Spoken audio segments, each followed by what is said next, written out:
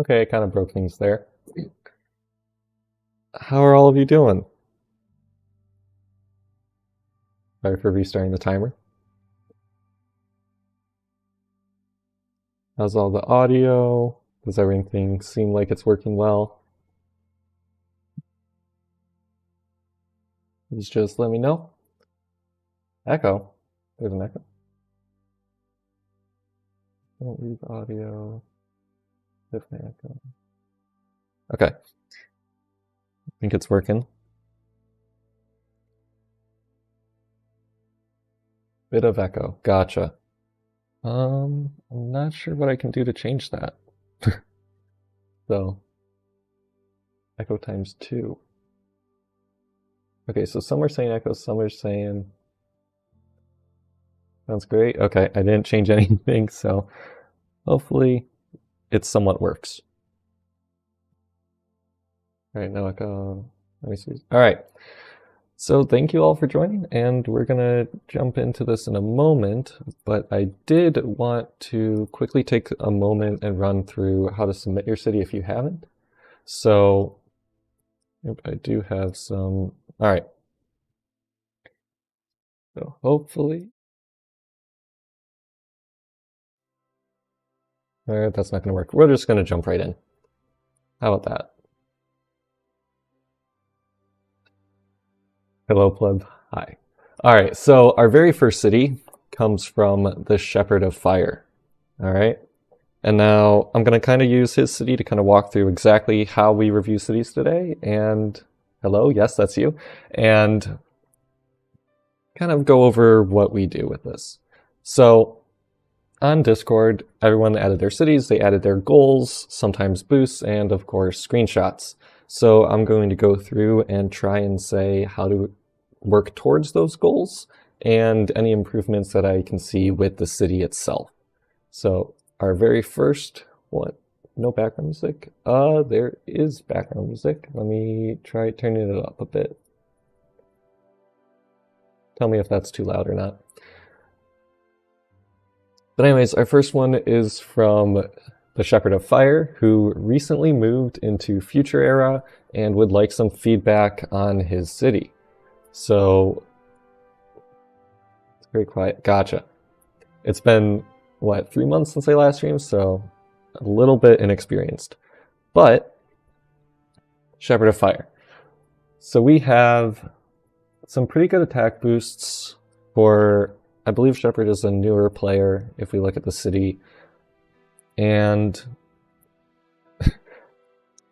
there's a lot of anniversary buildings in here, a lot of stuff from recent events. So I'm guessing a relatively newer player, but the first thing that I'm seeing is all of this space right here.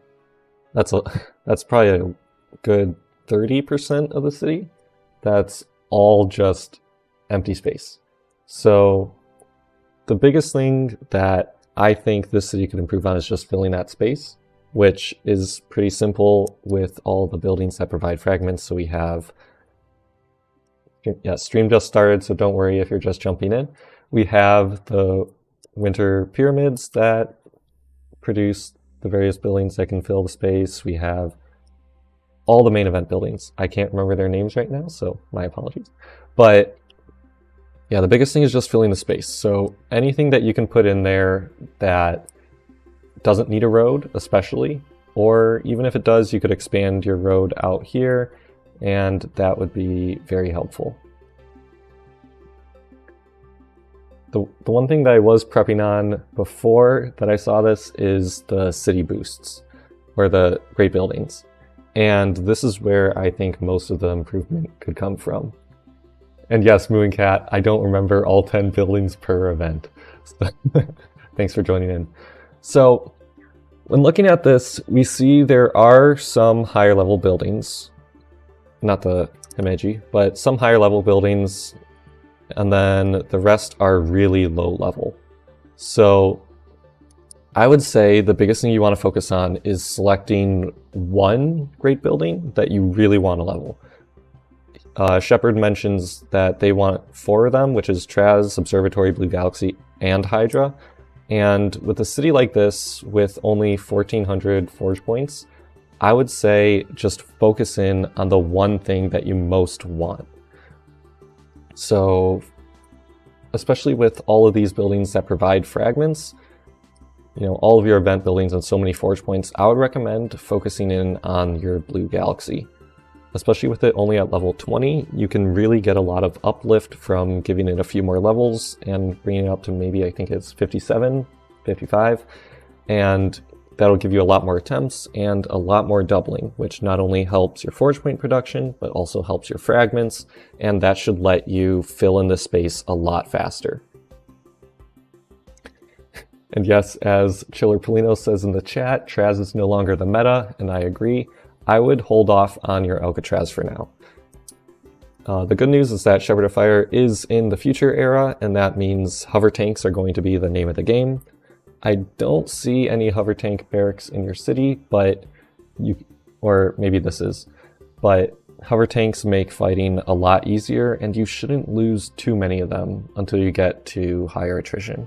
So that means that you can really just focus in on other great buildings besides your Alcatraz.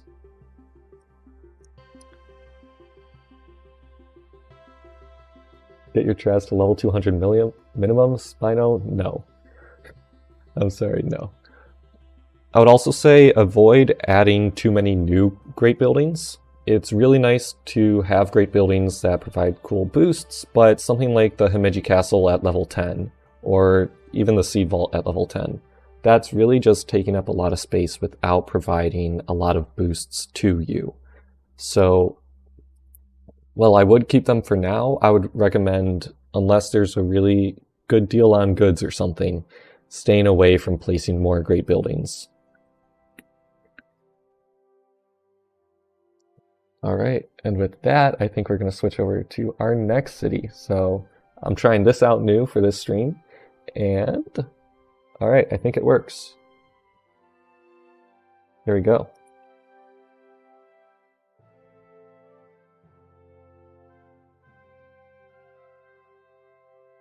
Whoa, hey, thank you TRT Target. I really appreciate that. I'll do my best to keep up the great content. There's a lot of stuff going on in the game right now, so hopefully I can stay on top of it somewhat. I know a lot of you have been waiting for that advanced quantum incursions guide to come out, and it is getting worked on. So hopefully that should be one of the next major videos that I make, besides events and things like that. But thank you very, very much for that message.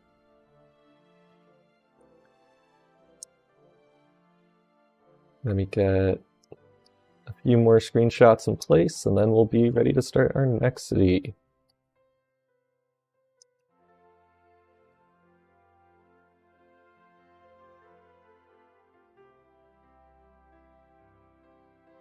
So how are all of you doing on this Saturday?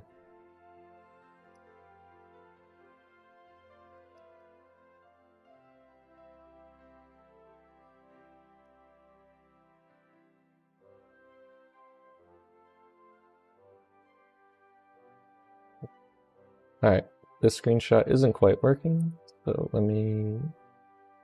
There we go.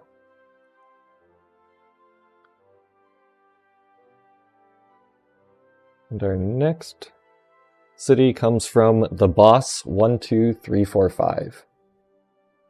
Oh, is this you? Yeah, I gave a couple screenshots. So their goals are to maximize red boosts and forge points, and they currently want to put expansions down in a way to make their town more square, which is definitely something I would recommend. Having a square city makes it a lot easier to place your buildings in, but also, depending on the sizes of the videos that you're looking at, or the sizes of the buildings that you're looking at, sorry, putting your city in a more rectangular direction can make it easier to do your roads. So this is the city that we're looking at for this one, My Little Villa, according to this. And at first glance, I'd say it looks pretty good. You have a lot more grilling groves than the average person, so that's interesting to see. But, alright, let's take a second here. Guy's grilling, yes, yes he is.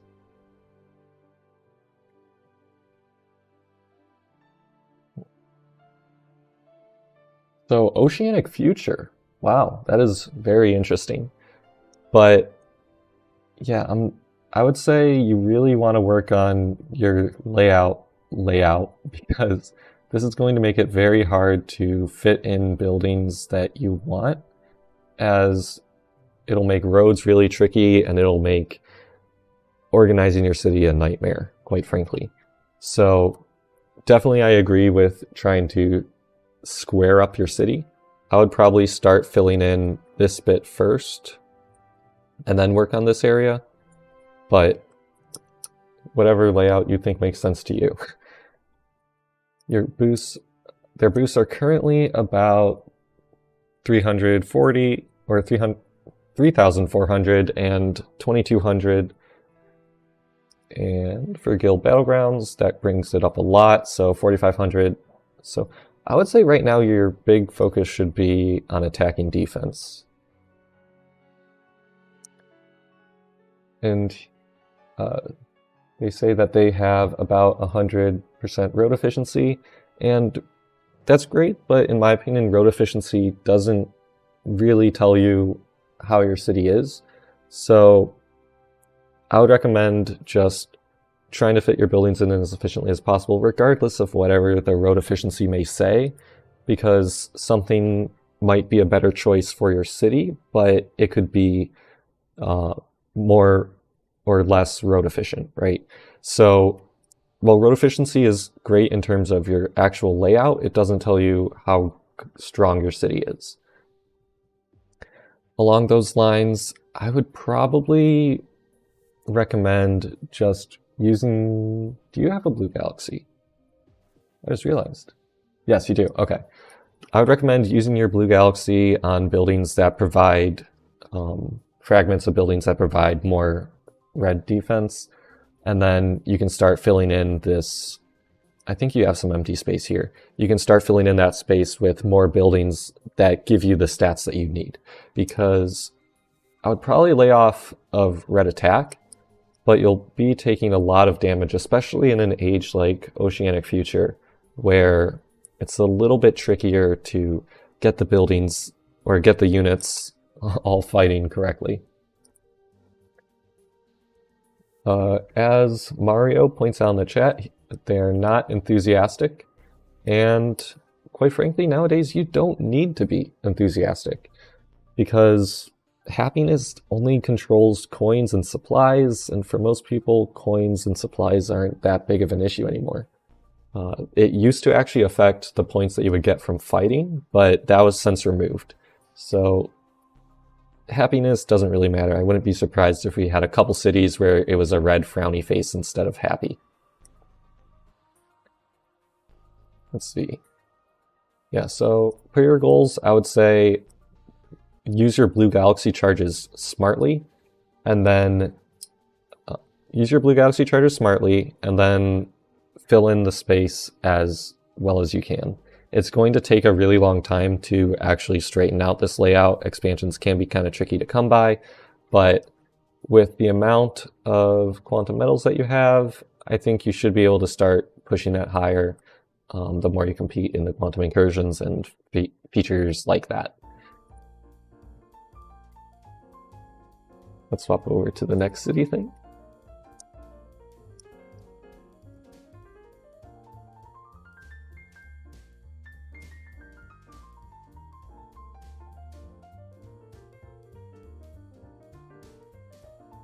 I'm resetting my timer.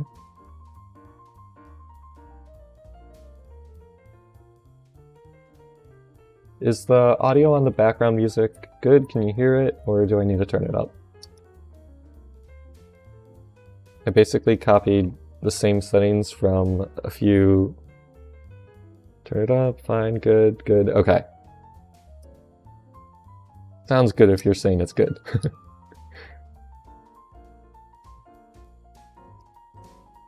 And yes, the Cherry set is the best set ever, so I don't know why you wouldn't have it in your city. I still have it in mine, though it is a little bit hidden. Let me try and grab it.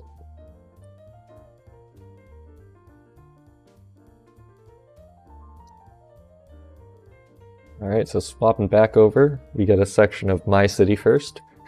And this is my little cherry set area. It's kind of hidden behind all the other pink stuff, but it is definitely still in there. And I don't think I will ever remove it if I can avoid it, because I love my cherry set, and it looks so cool. And one day, it had better get a golden upgrade. Put it in the front? Well, yes, I can't really put it in the front because of how the roads work, but I do have a whole pink segment of my city. Let me see if I can grab it real fast. Alright, so here's sort of the pink area of my city, and I try to group my city based on colors with this current layout, so it's all grouped up a little bit, and I think it looks really nice, especially with the cherry set in the background there, filling it in so nicely. And of course, the better Animal Crossings, because they look so nice. I play on US 26, this is my main world, so Angkor, A2. Only 68 Sakuras. Aw, Mooncat, you need some more. Alright, but I don't want to take away from the star of the show for this city, who is Caliburne? Caliburne? I'm not sure the exact pronunciation, but they have higher age units, turtles. They're in progressive era, and their goal is to squeeze as much attack defense as possible out of their city. So how many modifications can they make regarding efficiency? And they have the Jesters to make 2 finished specials and can rush buildings that they deem worthy, which makes sense. Alright, so here is the city that we're working with. I really like how it looks. I think you have some definite good qualities here, but I think some of these buildings might start being dated a bit. For example, these windmills, I don't have mine anymore, I don't know. What are the boosts on them? But I think in a lot of cases, let's see, what are your boosts? So about 3,000, 2,000. You woke up at 4 AM in Australia, well, welcome in. And we also have our city efficiency. Yeah, so one of the things that I'm noticing here is some issues with where you're placing your buildings. For example, you have a lot of the bigger buildings on the inside of your city. Maybe I should go to this view for it. Right, you have your, I think that's an Alcatraz sitting right there. You have your big governor's villas. And what we want to do is try and move those outwards a bit, or in a way where they aren't connected along a full side. Because that's going to make it a little bit less efficient in terms of roads, and if you move it to the outside, it's easier to fit the smaller buildings that need roads in. So something like that would be all the blood lilies that you have here, if you could kind of rearrange it to get these big buildings to the outside. If we look at the city itself, though, I'd say you're definitely doing a good job. You have the Neo Colossus, which means you're playing the best feature in the game, Quantum Incursions, and I would also say, yeah, just be keeping an eye on what buildings to replace, because something like the sunflower oil press, it's starting to get just a little bit old. And there's a lot of really good buildings that you can replace it with. For example, the summer event building is a great option to replace these. How are you doing on population? Yeah, so population could be an issue if you start to run into the roadless buildings that all events these days seem to be producing. But, oh, you actually do have an innovation tower. I'm curious. That's not one that you see anymore too much, but I'm curious what level that one is. Any more things for efficiency? I agree, I'd say keep your Jesters. But maybe also consider getting some of the Sailmakers in this event, whether you plan on completing the mini challenges or completing the calendar. Chillerpalino says he's running too many pumpkins, that's why population is over. But honestly, I like having the pumpkins. They're really useful for especially mini challenges and any daily quests that come up for events. Oil press gives 82 goods per day. Yes, it does, but the thing about a high rage unit city is that you're probably not really looking for goods. So I'd say, unless you need the goods, yeah, don't really focus on goods. Where settlement buildings, Nova said, yes, settlement buildings are a great way to get more attack boosts for guild battlegrounds, quantum incursions, really whatever you're looking for. A settlement building probably has that. Same with finished special productions, you can get some more of those from there. They can be a little bit tedious to get through to the fully leveled buildings, but I think it's worth it, and it can really help grow your city if you're willing to put in the work to do them. Mario asks, what's my opinion on the Space Age Titan? This Space Age Titan, keeping them at level 10. I would recommend not doing that. They're really expensive to get the goods, and if you're going to be spending the goods, I would say just keep it in your city and level it. For me, I only have the Hydra, and I'm only leveling the Hydra. I'm not focusing on any other Space Age Titan buildings, so that means that all Space Age Titan goods that I get can go straight into the one building, and it makes it a little bit faster to level. Hopefully that makes a little bit of sense.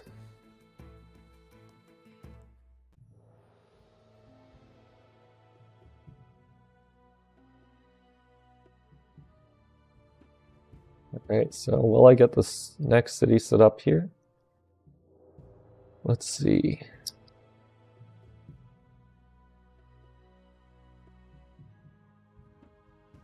Take your Hydra and center us to level 50 for free. Good guilds should help with that. And yeah, it depends on guilds, it depends on the world that you're on. There's a lot going on. Oop, let me turn that off. I just realized I'm losing players' names in my screenshots thanks to streamer mode on Discord. Don't be afraid to roast Demon Squared. Alright. I don't know which city it is, maybe it's this next one, but let's swap on back over. Alright, so this next city comes from Infernal Ring, and they have gathered plenty of event buildings over the past events, and they're having issues finding a layout to make the most out of their space. So they want some feedback on the current state and how to make more room for Summerhold Taverns and an Archdruid Hut. Is that a Celtic Tavern or a Summerhold, like a Sunhaven Palace? I'm curious on. Additionally, they finished the last mini challenge and they want to extend their level 5 chain set for guild expeditions. Alright. Whoa. So the first thing I'm noticing is that you have a lot of production buildings, and especially blacksmiths. I would recommend getting rid of those blacksmiths as soon as possible. As we're noticing in the recent mini challenges, production buildings of your age are the way to go, as those really are the most useful, especially Jumpin' Pumpkins, Wyverntine Smithies, or anything like that that is of your age is, in my opinion, vastly superior. You also might want to look at playing events to get more recent buildings. So these Governor's Villas are starting to age a bit, especially considering that they don't have the golden upgrade. You could try... Oh, thank you for my drawing. I know my art is quite good.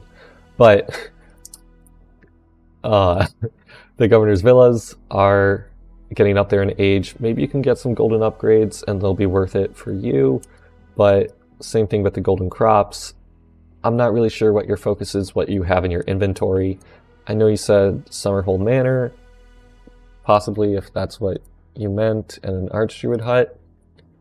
You could probably do a decent amount towards that with removing these Governor's Villas, and what else could kind of be squeezed around? I mean, definitely the golden crops. If you remove that, Archdruid Hut would fit right in its place, and a Summerhold or whatever you're looking for, depending on which you value more. Also, it's really interesting, the sheer number of production buildings that you have. I'd be curious as to why you're prioritizing that. But if you need a use for it, then keep them. I'm not really sure what your situation is. If we look at your attack boosts, they are... Oh, okay, so you are working on your settlement buildings. That's good to see. Settlement buildings are really nice. And did you say what age of higher age units you have? Or do you have higher age units? I'm not sure. But if you don't know what higher age units are, I would look it up. You can definitely get a lot of uplift from that. Yeah, I don't believe you mentioned it here. I would recommend really trying to look into that because they can give you many times the attrition value for the attack boosts that you have. But depending on your technologies, you might need to move up to the progressive era. Kirian asks, are there cities from Europe in the review? And there may be. I'm not really looking at where people come from. Actually, this city is from someone in Europe. So, very indeed, you can definitely see some cities from Europeans. As Nova points out, Yggdrasil does not need a road. So if I can find Yggdrasil. There it is. Yeah, settlement buildings with the most recent update no longer need roads. And so you can just move them to the outside of your city, and then you can put something that actually does need a road closer to your town hall. And that should be a little bit better in terms of efficiency and let you fit better buildings in.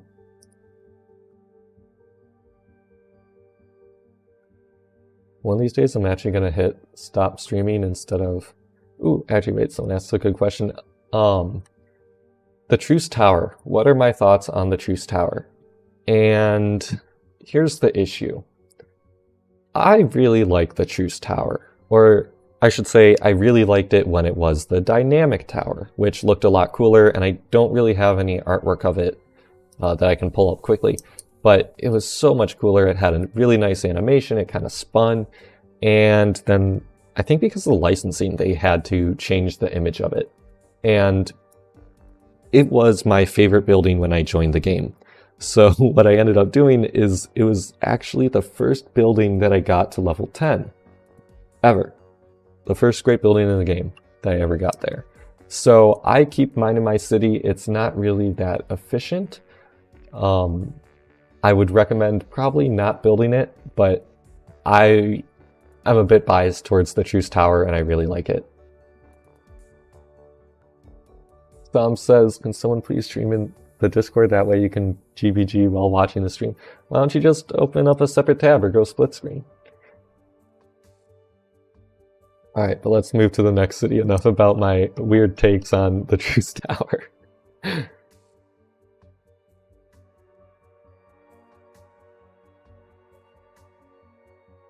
Alright, so this next one has a lot of screenshots, so it might take me a second to set it up. How I got my Truce Tower to 10 before Zeus or Ark, how bad were my guildies? Well, it's no credit to my, or it's no fault to my guildies. I chose to get it there because I really liked how it looked, and I actually believe I had to go outside of my guild to get blueprints, to get the goods, and to actually, you know, get it all set up. So it's a little bit funky, but I just really liked the building, and I wanted to place it down. How many am I doing today? I'm going to go through as many cities as I can, so stay tuned. And what world do I have my main on? It is US 26, Angkor. So the US servers and the second world with an A name. You like the Truce Tower too? Got it. Yep, Truce Tower is awesome. Oh, same world as you? Send me a friend request. I think I still have one slot left. What are my thoughts on Guild Battlegrounds maybe coming back? I think it'll be interesting if it does. I think it would be good for it to come back, but not in the current form that it was. I think that the way Guild vs. Guild was created and the way that it played up until it was removed was a good experience for some, but it really really kind of fell flat, in my opinion, for the larger audience. Alright, let's move on to the next city. This one comes from Clown Pepe, aka... Oh, let me get rid of my text there. Alright, this one comes from Kirian. Get rid of that. Alright, their goals are maximizing their red boosts and forge points, also getting the seed vault to 80. Yes, we love seeing the seed vault be leveled. And in the future, they want to make about 2,000 forge points daily and are planning to replace their summer holds. You can send a full screenshot because you botched it. It's fine, I can work around it. So this is the screenshot of their city that we have. Yeah, we can work around this. And let's see, do you have your FOE helper? Yes. Okay. So the first thing that I'm noticing is that your roads are going a little bit every which way. I would recommend trying to organize these a little bit more. For example, start with the big buildings and buildings of the same size that go together, and then put them in rows, and then draw the road out from there. And I think you'd be able to organize this to make it a little bit cleaner, maybe get some more roads, or get some more buildings in this space, rather than all these holes here. But with that said, let's go back. Oop, that's the other screenshot. For future era, I think this city is decent. You have enough attack boost to do a pretty good amount in guild battle rounds. Is it fully square? Oh, I'm guessing you got some more expansions. Yeah, if you have a fully square city, it's a lot easier to fill in your spaces, especially reorganizing your city, because everything will line up just a little bit better. Let's look at your great building levels. Yeah, Seed Vault, we can definitely get that leveled up higher, so gotta get those diamonds. It pays a decent amount of diamonds if you haven't already. If you haven't already gotten a Seed Vault, I would highly recommend getting your Seed Vault leveled. I love it. It's probably currently my favorite great building, but who knows? Maybe that could change with future great buildings that we get, or the great building buff that is coming soon. What great building boosts do you think are coming next? I'm curious. Have a good rest of the stream. Thank you, Mooncat. I hope you have a really good day. Where can you post your city? Good question. So, if I currently can't really swap over to my YouTube world right now, but if you join my Discord server and you look at the channel list, so join my Discord server, the link is down in the description. The 5th post here, City Reviews number 2, you just go there, create a post, and I'll try to get to it by the end of stream, but at the current rate we're moving, I think I might need to move a little bit faster. You will buy the Quantum Encoding's passive buff of Traz. Good luck. I don't think the Traz is getting a buff. But anyways, back to your city. Maximizing red boosts and forge points. I have a feeling that's going to be a common goal. With that in mind, I would really say, again, focus on leveling, or what's your Blue Galaxy at? Blue Galaxy's at 41. I would probably say level your Blue Galaxy higher before your Seed Vault. I know that is a little bit, I know that's a little bit heretical, but I would say Blue Galaxy first.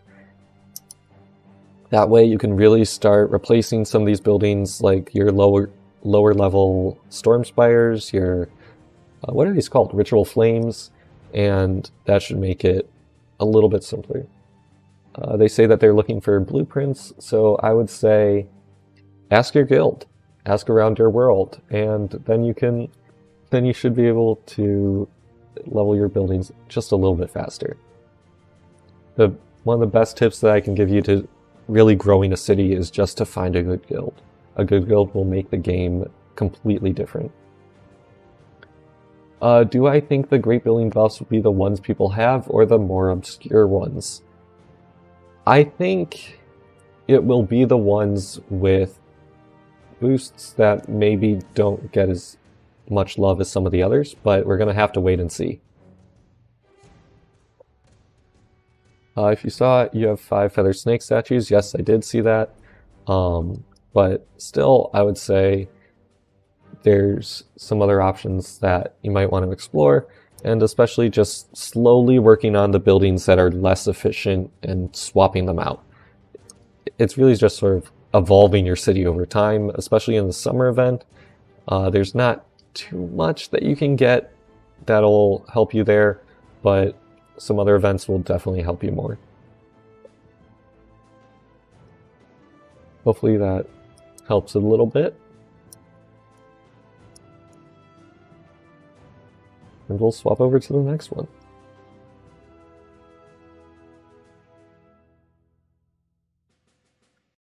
Alright, I think we have our next one is Demon Squared, but we'll take a look at it. Alright, question in the chat. Do you think Inno will release a new game next year?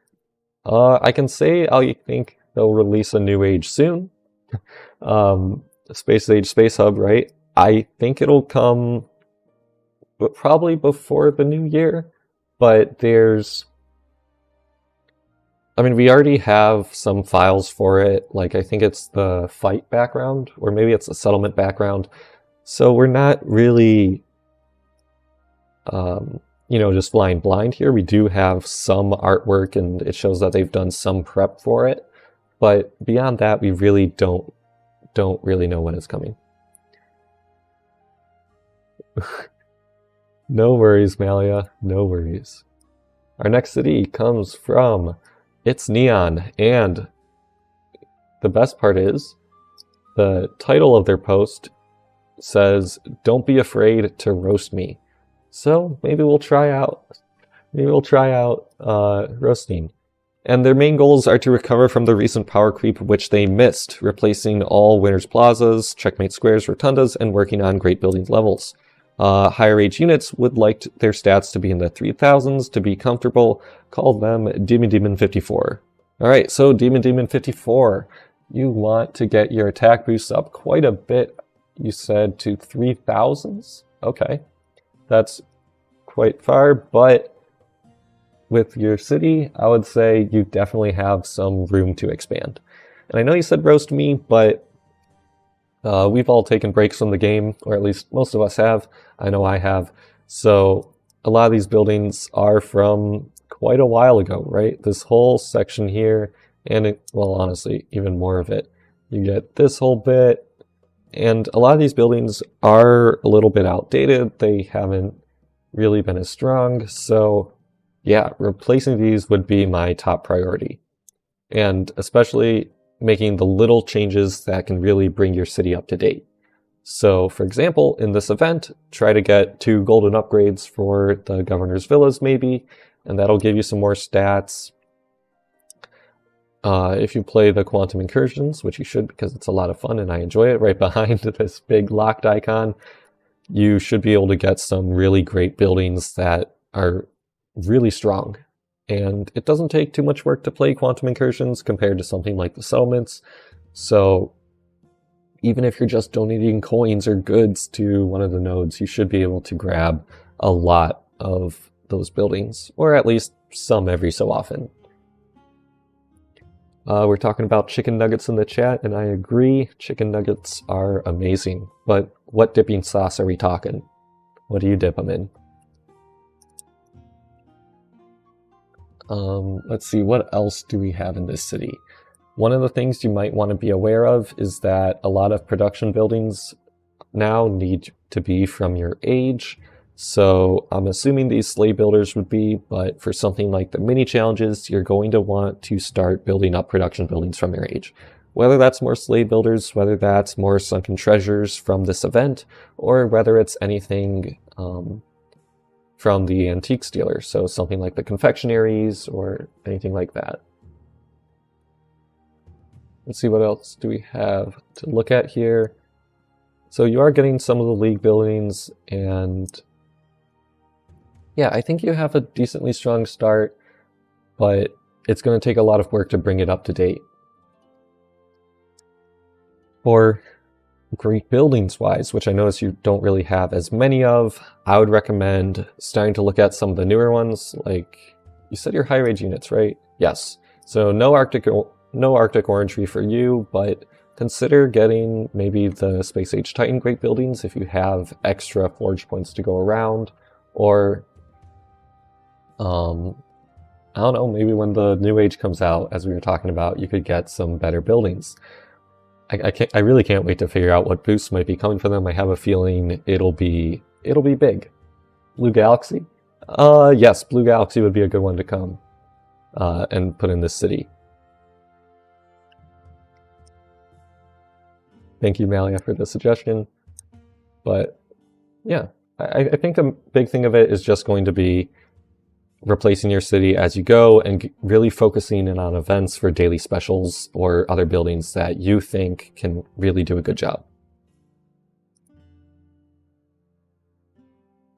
Alright, I think I've noticed that I'm spending a lot of time reviewing some of these cities, so I am going to reduce my timer a bit. And hopefully that'll let us get through some more so that we can kind of spread the love around. Alright, I think our next city is going to be one of the best ones that we have in this call right here. If you're on Discord, you might know what this one is. You're the next one now? Awesome. Alright, let me get a drink of water real quick.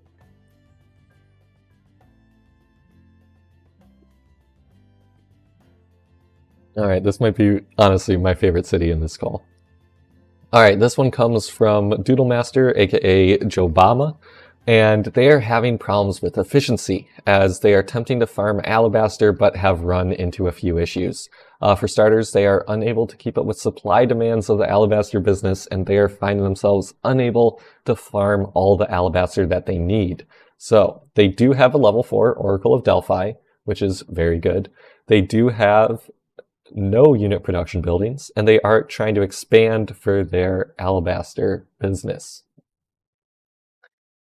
I absolutely love this city. Ready? Boom. Look at this masterpiece. I don't think you can have a better city than this city right here. And Joe Bama, asking in chat. Yes, it's Joe Bama. So as you can see, we have one of the most efficient road layouts I think I've ever seen. Because as you know, roads touching roads is one of the best things that you can do. And even something like this beautiful building in construction, I don't know what it is, but it looks nice. So I would recommend getting more trees. I think those could be really helpful. I would recommend definitely getting more Alabaster, and you might want to pick up some of the buildings that can provide finished goods productions, because then you can definitely boost your Alabaster way up. Do you really need that many houses though? I think you could probably fit in some more Alabaster if you take out some houses, put some more roads in, and then be there. You might also need some supplies.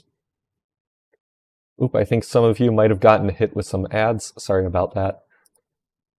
You have a whopping 21.7% attack boost with the Tavern boost, so I don't think you can get more efficient than this.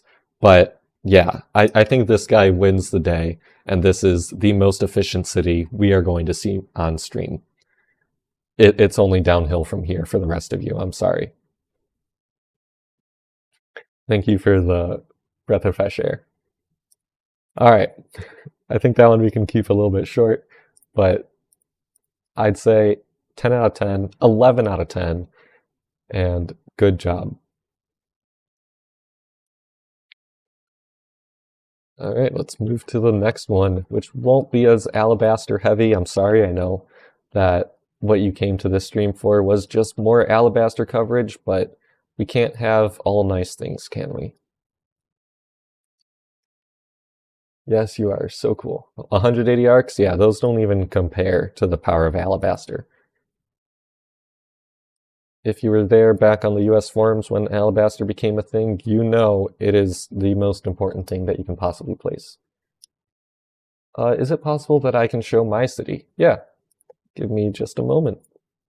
I'll grab a screenshot of it.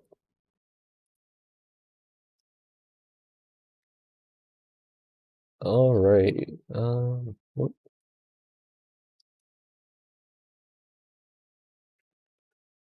That should work.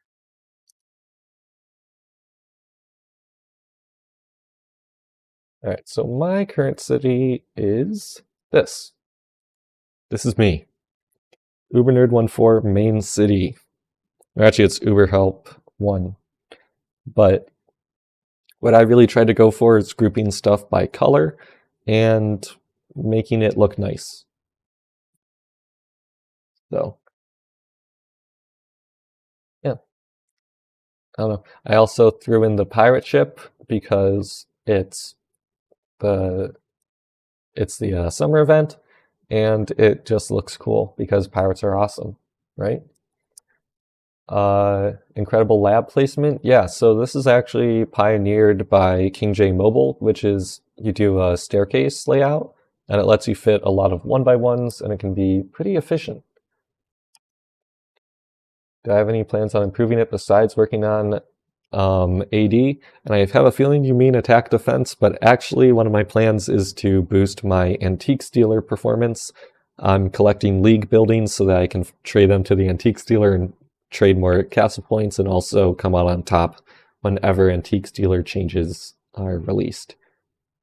So I'm actually working on Antiques dealer stuff, but one of my big focuses with this city is basic mobility, sort of. So I have production buildings of my age that I work to keep up, and that means that I can complete mini challenges. Thanks to my tarot card caravans and the bastions, I can produce enough finished supply productions to finish those production buildings and finish those mini challenges. I have monster ranches boxes for store building items that I can use to change my city around. What else? I have finished special production, so I can finish special productions to get more productions. And there was something else that I was working on in my city, but I don't remember what it was, actually. But generally, my goal is to build a city that I can easily adapt to the changing game as we get different quests and different requirements are needed of us. So balancing attack with goods, I'm hoping that goods come back, and really trying to make it focused around just the game in general rather than being too specific. All right, but enough about me. Let's go back to talking about all of you. And this city comes from Mason, so they got into Future Era a week ago. There's a lot of Future Era players here. They are planning on camping for a long time and getting their great buildings to level 61. They want to get more attrition, and their main goal is a better layout with great buildings to 61 minimum. But they have a problem. They need more production buildings for... Oh, you did mean the Antiques dealer. They need more production buildings for the Future Era for rival and story quests using food printers now, but they are too big. All right, makes sense. Let's see what we can do.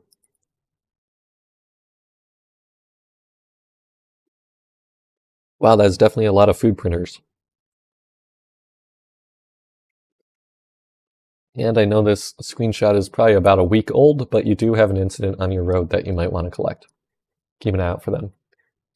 Spino, no, I am not re-enabling the soundboard. All right, so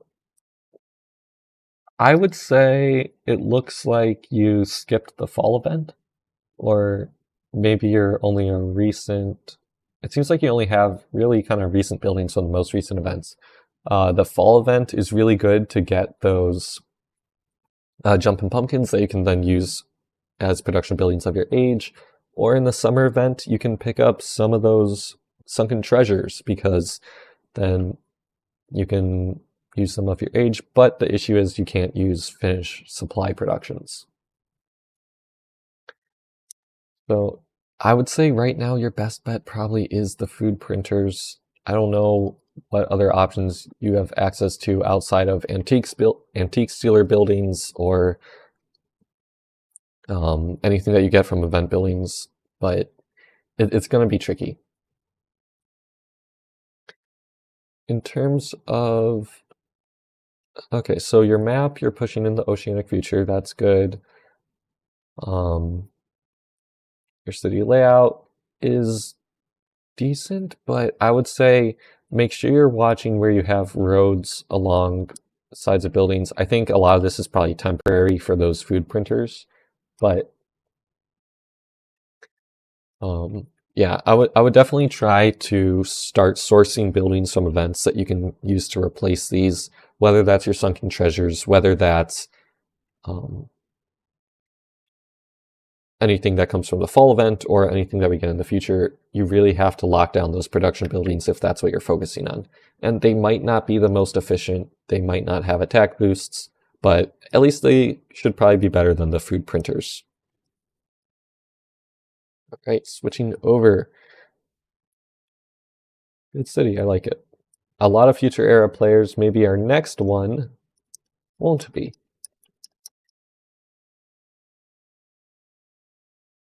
Alright, let me get this one loaded up. We have a scary amount of blacksmiths. Yeah, blacksmiths are useful, but due to some of the changes that they've been making, you don't really get as much benefit from them.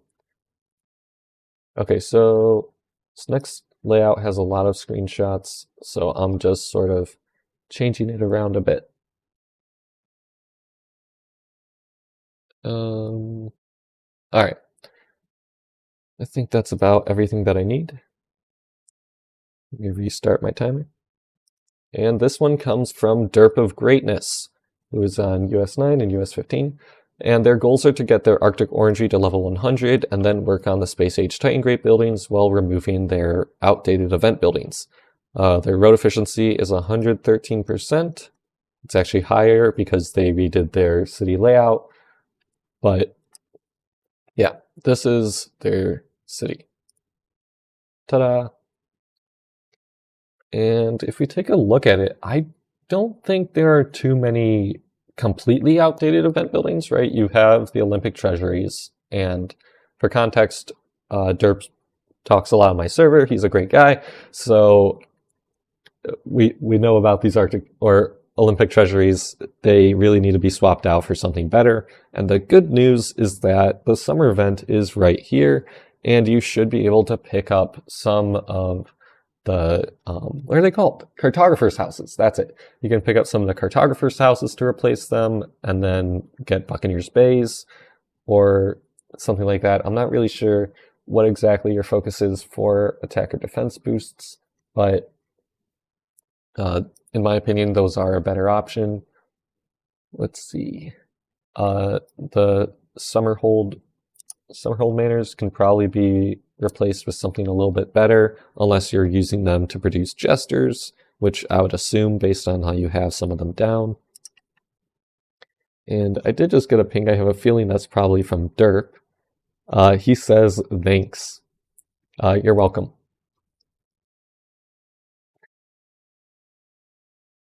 So, Kirian just, yes, guys, I am not re-enabling the soundboard. It's a hassle. So, please, I recommend stop asking. The Malia points out the Winter Canal, that's getting a little bit outdated. And the good news, guess what? You have the summer event building that is 6x4. It's a pretty good replacement for it. Though you will need maybe some 1x1s to fill that space, and it can look pretty nice. Alright, let's get started with our next city. The reason I spent so little time on Derp is because I know he's around my server, and if he has any questions, we can get to it. But our next city layout comes from a rather interesting source, which I'm sure you'll see once I post it.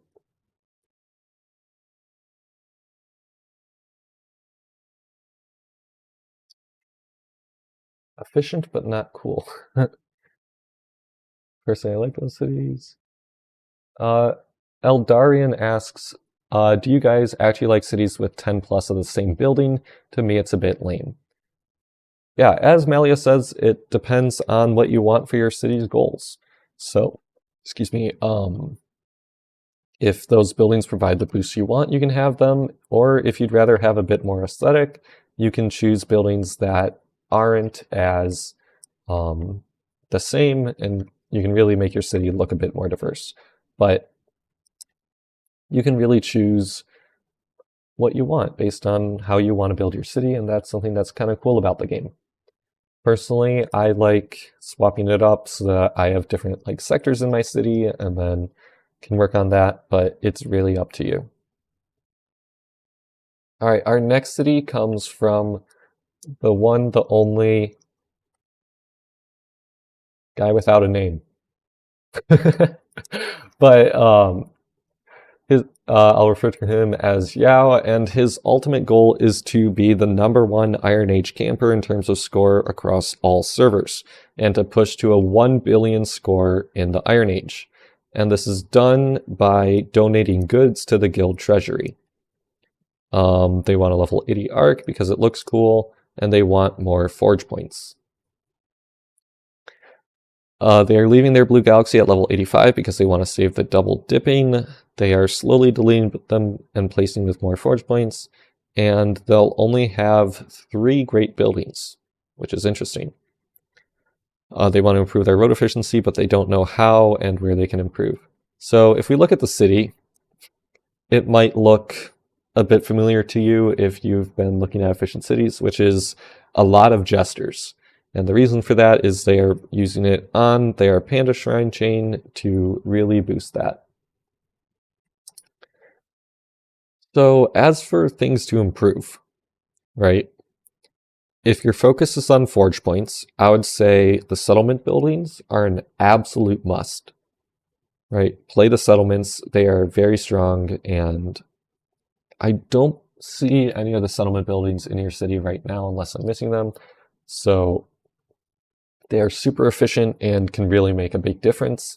Also, I don't know if you have the bigger or the golden upgrade for your chocolatery, but you could level these up and then have a bit more space. And yeah, I guess it kind of depends what you're focusing on. For example, if you get the Moogle Temple, you could replace your whole Panda Shrine chain, and then you can have something else. For road efficiency, though, there's not much you can do. There's not much you can do. When you have all jesters, right, you're pretty much locked into this layout of a grid where you have the jesters touching. Oh, you can't do Moogles in Iron Age. Yes, you're right. Well, that's too bad. But guess what? The next event could be a pretty good option for you. And I would keep an eye on the next event. You might want to go big and get quite a few of those buildings. But who knows, they could get nerfed, so never too sure. And yeah, there's not much more to say. For goods, I mean, you're just buying them, so goods production, you have your jesters for, and yeah. It's a very interesting city. It's a very good achievement to be the #1 Iron Age camper across all US worlds, and I'm not sure what the max Iron Age player is, but I'm sure you'll reach them soon enough. What's the issue with the Arctic Orangery? Not sure what you're referring to. You're doing Polynesian, is that a good idea? I would say right now, if you don't have any settlement buildings, and this goes for everyone, play the settlement that you find the most fun. He is the max Iron Age player at the moment. Okay, so then you did your goal. Yay. But 1 billion is definitely coming. So why wouldn't you want an Arctic Orangery? In a city like this, it would take away from your efficiency of forge points, which is his #1 goal, I believe he said. So I would say, yeah, you don't need the Arctic Orangery if you're not going to be fighting as much, because this is a goods and forge point focused city. So yeah, the Arctic Orangery is only useful if you're fighting a lot. Personally, I should honestly probably delete mine because I don't fight that much anymore. Yeah, it's a very cool city. I wonder if there's anyone else that we know of on my Discord server or in the community who's those high-level players. Oh boy. This next person has a lot of screenshots. Let me see if I can find... Okay, so there's only one main screenshot. Got it. Yeah, the lovely Arctic Orangery currently. Yeah, the Arctic Orangery is a very, very powerful building, but the thing about the Arctic Orangery is that you really have to be fighting a lot, in my opinion, to justify the space. For me, I have high enough attack boosts that I never reach my max attrition anyways, so for me, the Arctic Orangery is honestly kind of useless, but if you're fighting in Guild Battlegrounds all the time, then yeah, it's a pretty good option. All right, our next city comes courtesy of a German name. Oh, German game. But yeah, German name too, which is Marethuy? Marethuy? I don't know. We'll try to go with that. They have a future age city with many event buildings. Their normal attack and defense is about 1,100 and 900. For the defending army, their stats are that. And they want to get rid of older event buildings and great buildings, but don't know which ones. How to compensate for the attacking army. All right, let's take a look at the city. So the very first thing that I notice about this city is that they played the last archaeology event, which not a lot of players have because they have the butterfly house. And I know Nova's in the chat, he might shout out, this set is now impossible to get. So if you see anyone with it, that means that they stuck with it. I still have mine in my inventory and I still haven't placed it yet. But it's a very nice set, it looks really cool, and it's really hard to get because you literally cannot get it anymore since the archaeology event was removed. And Spino told his. Yeah, a lot of people probably sold it, but it's a little bit of Forge of Empires history, kind of like the monastery. Anyways, back to the actual city. Let's see. They want to really build up their attack and start replacing buildings. So just briefly looking through what their city has. It looks like they're working on their Ark and Seed Vault. Well, a lot of their other buildings are a little bit lower level. So the big thing with this city is, I would say, really try to focus in on specific areas that you want to fix. So you have FOE Helper.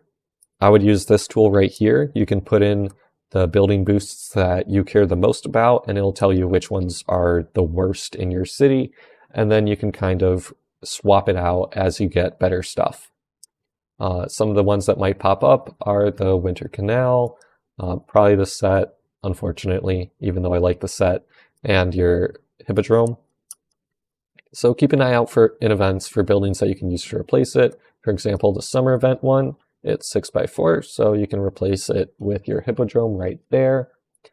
And slowly, just start replacing these. I just noticed that we have a lot of Future Era players, so hopefully we can start seeing some more non-Future Era. But let's see, some other things. Settlement buildings don't need roads, but you have the start of a really good road layout. And I know some people might not say that, but if you're able to, I don't really want to draw it on stream, but what you can do is kind of build your roads out into a bit of a windmill shape. And so if you can like break this connection here somehow, and then just have your roads in a windmill shape. But as I said, I'm not drawing that on stream because that would probably be bad. How can you submit a city for review? Join my Discord server. It's pinned at the top, city reviews number 2. I would also recommend looking at your great buildings and saying, does it help you or does it not provide as much use? So take something like the Temple of Relics. it can be really good if you're looking to farm castle points, but through the antique stealer. But not a lot of people are doing that, so it might not be useful for you and your specific case. What other great buildings do we have? The Lighthouse of Alexandria. Similarly, if you're not struggling with supplies, which it doesn't look like you are, that's a decent amount for the future era. I would say you can probably get rid of it. But yeah, just kind of keep an eye on what buildings are coming out in events. You can check the support page for that, support.innogames.com, and then you should be pretty good on what you need.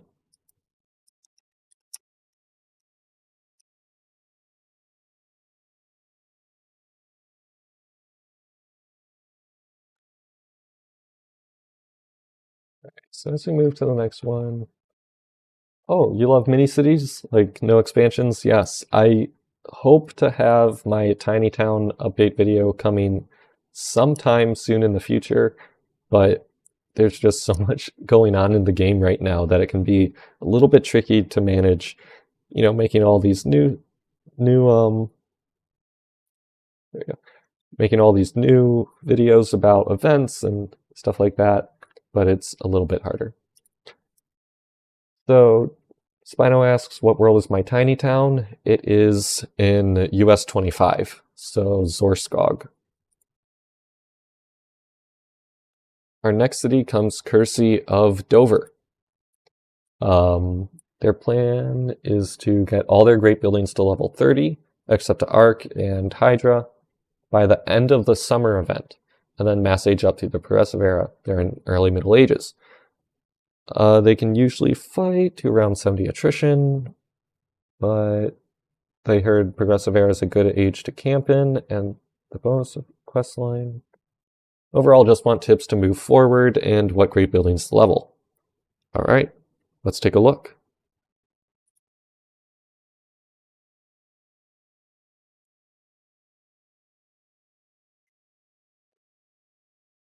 All right, gotta drink of water. Remember, stay hydrated, kids.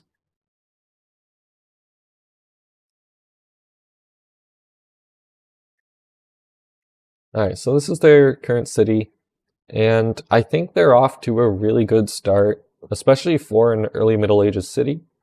Let's see. They didn't include their great building levels, but yeah, this is a very nice city, 110% efficiency. And in terms of great buildings, we have pretty much the whole selection of popular ones, right? We have the Ark, we have the Seed Vault, yay!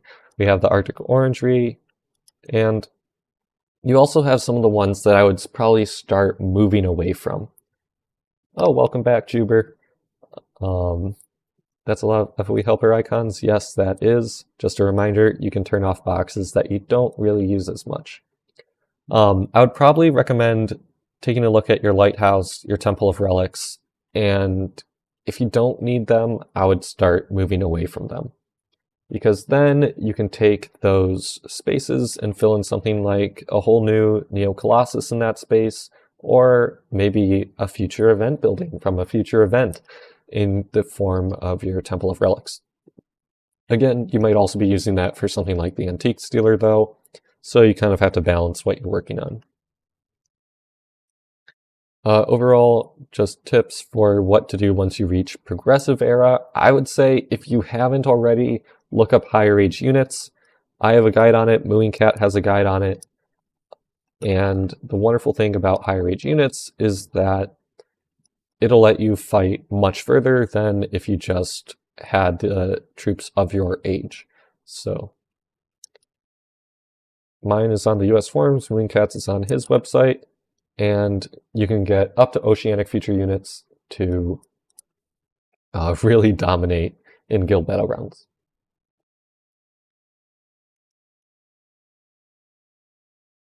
Yeah.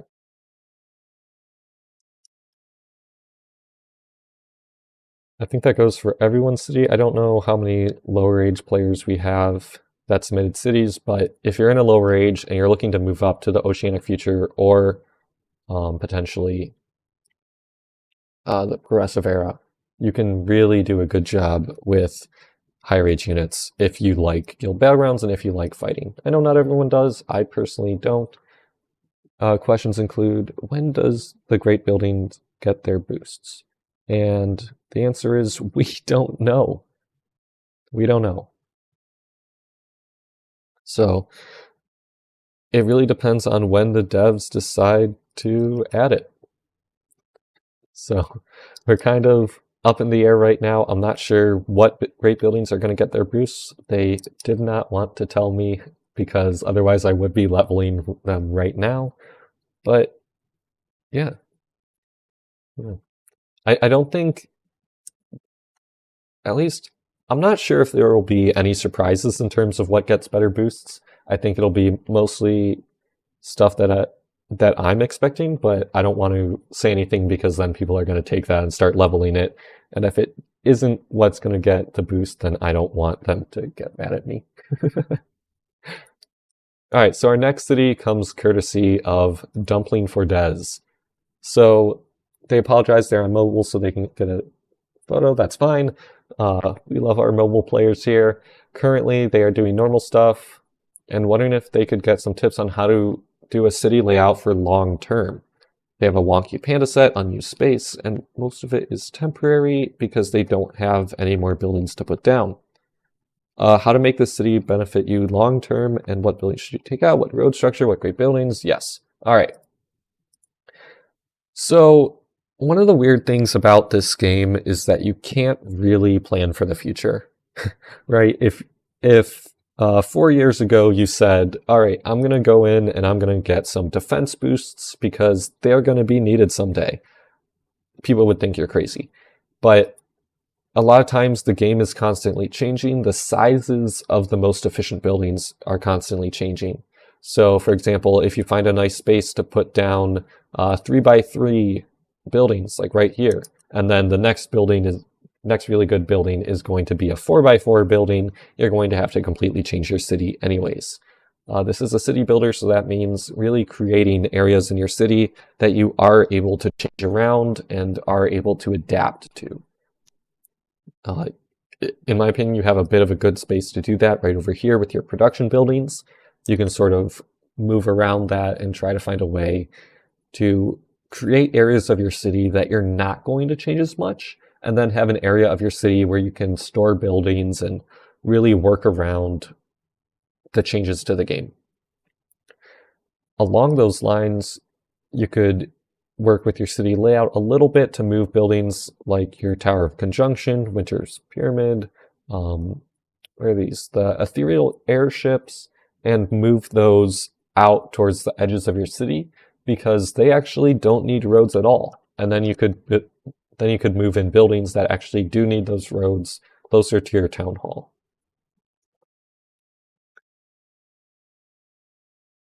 Yeah. I know some other people are mentioning in chat, you have roads along the long sides of buildings, and that is another improvement that you can make. But overall, I think you have the right attitude about improving your city. So just keep an eye on what buildings you get that are better than the ones that you currently have, and then you can swap them out as you go. Especially, I know I keep saying this, the summer event building would be really helpful. You could replace, what would be a good replacement? You could probably replace something like your sunflower oil press. That's what that's called. You can replace your sunflower oil press and it'll fit really nicely. Oil press, yes, Spino, I figured it out. But yes, just keep an eye on it. Some buildings like this that you don't have fully leveled are also great targets, but folks, I really doubt if Alcatraz would get a buff. They're talking in chat about Alcatraz, but yeah, is it very delayed? I have YouTube on the fastest like delay limit thing that it'll let me. I think it's like ultra fast or something weird like that. So, oh well.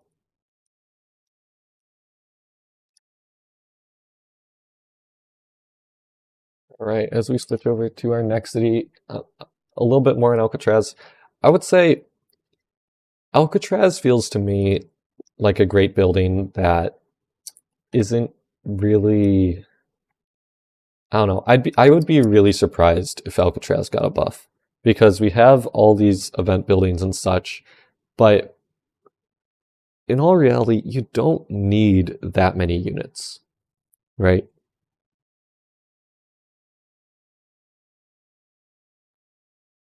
If you are fighting to, close to your max attrition every day, you're not going to be... Or if you fight under your max attrition, you're not going to be losing too many units. So, honestly, if you're pushing your attrition and you're losing that many units, I think just stop fighting. And then guess what? You won't need as many units. So, I don't really need my Traz, but I still have mine around. And future event buildings are going to be great choices for it. I just realized the music really ended.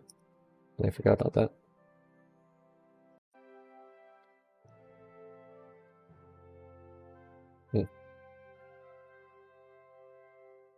There we go, we get some nice relaxing Iron Age music.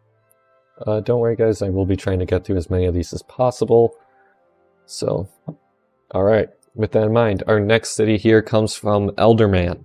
Their goals are to get as much in Iron Age as possible. Currently they're going up 100 plus attrition every day, but still trying to push further. They want to auto-battle all of Guild Expeditions level 5, and they went up to Postmodern Era on the map by fighting. Currently their goals are Blue Galaxy to 91, Arctic Orangery to 130. Coins for Hydra and Centaurus are an issue. And let's see. They're free to play, and they've been playing since 2022. Alright. So this is their current city. And it's a very nice looking city. I think this is a city that I'd be happy to have in the Iron Age. They have a whopping 150% efficiency for roads, despite having some holes there. And yeah, very nice city actually. But my biggest focus would be replacing things like this harvest set. There's better options for it now. Oh my gosh, you're down to 80 units. That's crazy. Yeah, I would say work on finding the roadless buildings that you can use to replace it. So something like that from the Celtic Tavern, maybe some of the ones from the Laboratory of Monstrosities, and also the cider gardens from your... Wheat fields do give coin boosts, says Nova, but there's better options for coins. Especially in the Iron Age, your buildings won't even have that high of a coin production anyways. So I would say something like a great building, if you can get a Chateau Frontenac, especially since Eldermann, you're looking to age up to the Industrial Age. What you want to do when you get higher age units is get a Chateau Frontenac and level it up as high as you can, as fast as you can, right before you age up. And then all the quests that give you diamonds, you can get it from there. And you also will be able to boost those coin rewards and get more coins from the Chateau. Hopefully that makes sense. Also, looking at your city, I would just be trying to fill in the holes that you have and replace your Forgotten Temple, because that thing died. I know you said you're looking to complete Guild Expeditions level 5, and I'm curious as to what issues you're having with that one right now. Bringing up your attack boost overview. If I remember correctly, the attack boosts or defense boosts in the Iron Age aren't that high. So I feel like, especially if you manually fight, you should be getting close to being able to complete that every week. Otherwise, I would say don't focus on defense, but just keep leveling your attack and getting more event buildings, and that defense will come naturally.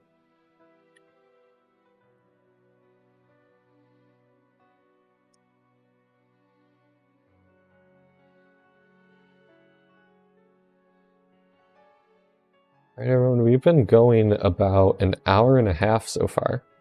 So don't forget, once in a while, stand up, stretch, get a drink of water. Right.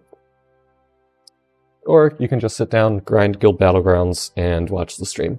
Whatever you prefer. Or as Spino says, subscribe. That's great too.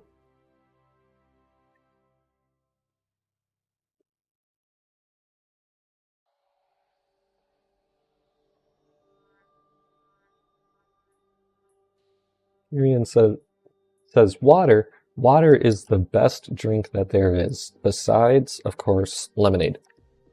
Lemonade is one of the best drinks, but water is a close second. Should I make a video on making lemonade? But, alright. Chat. Alright, chat. I need you to help me out here. What age do you think this next city is? Based on all the cities that we've seen right now. What age do you think this city is? I just realized this chat is kind of delayed, so you might... Stone Age, Iron, Future, Set. A lot of futures in chat, and that is because, guess what? Ooh, I think my mic's too loud. It is indeed the Future Era. So, this city... Oh, I guess I didn't really show it good in this picture, but it is a Future Era city. Alright, they're pretty happy with road efficiency, but they do need to redo a full city. Their goals are to increase their red defense at is 1,000 below their red attack. Same with Blue Army, but not as important. They are trying to get more Quantum Incursions buffs, but the settlements takes forever. And yes, settlements do take a while, but they are extremely worthwhile, especially for Quantum Incursions and even Guild Battlegrounds and Guild Expeditions. And really, anything, settlement buildings are probably one of your best shots. So, looking at this city, alright. Just gotta take a moment to kind of drink it all in.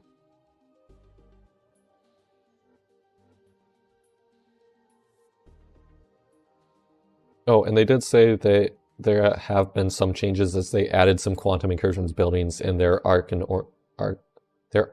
Arctic Orangery are 2 levels higher. Peter, you're in High Middle Ages and can do 100-ton attrition. That is very good. Very good indeed. Their road efficiency is 114%, so they're, yeah, knocking it. It's a SquareBall, you are knocking it out of the park on this city, I would say. But with your defense here, I wouldn't be as concerned as... especially since you're in the Future Era, I wouldn't be too concerned about having that defense lagging behind. And the reason for that is that you have the wonderful hover tank, and those can really soak up a lot of the damage that they are taking, so attack boosts really matter more in the Future Era, in my opinion. But if you're looking for defense, plenty of options to do that, so yeah, just kind of work around your city.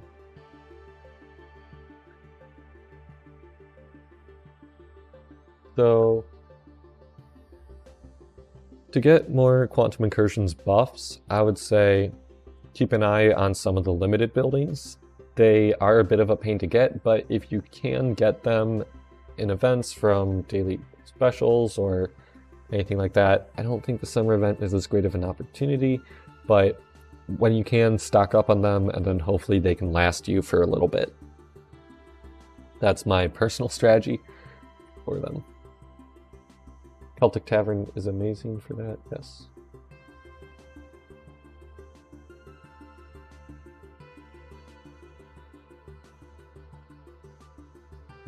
You're not quite sure if you should level your Arctic Orangery and Arc above 120, or if you should buy Titan goods to build the Hydra. And this really depends on what you want to do with your city. So if you're focused on increasing your attack boost, which you say you are, then yes, the Hydra is a really good option. If you're leveling your Arc higher, that would mean that you probably would be doing more sniping and having your forge points invested more of the time. Building a snipe list instead of a friends list and working with that. So it really depends on what and how you play, what you do and how you play. if that makes any sense. I hope it does. But if you're sniping a lot, they'll level your arc further. But if you're not sniping, I would say arc above 120 really starts to get diminishing returns, and it becomes more of a, it looks cool, rather than most players will probably not see the benefit.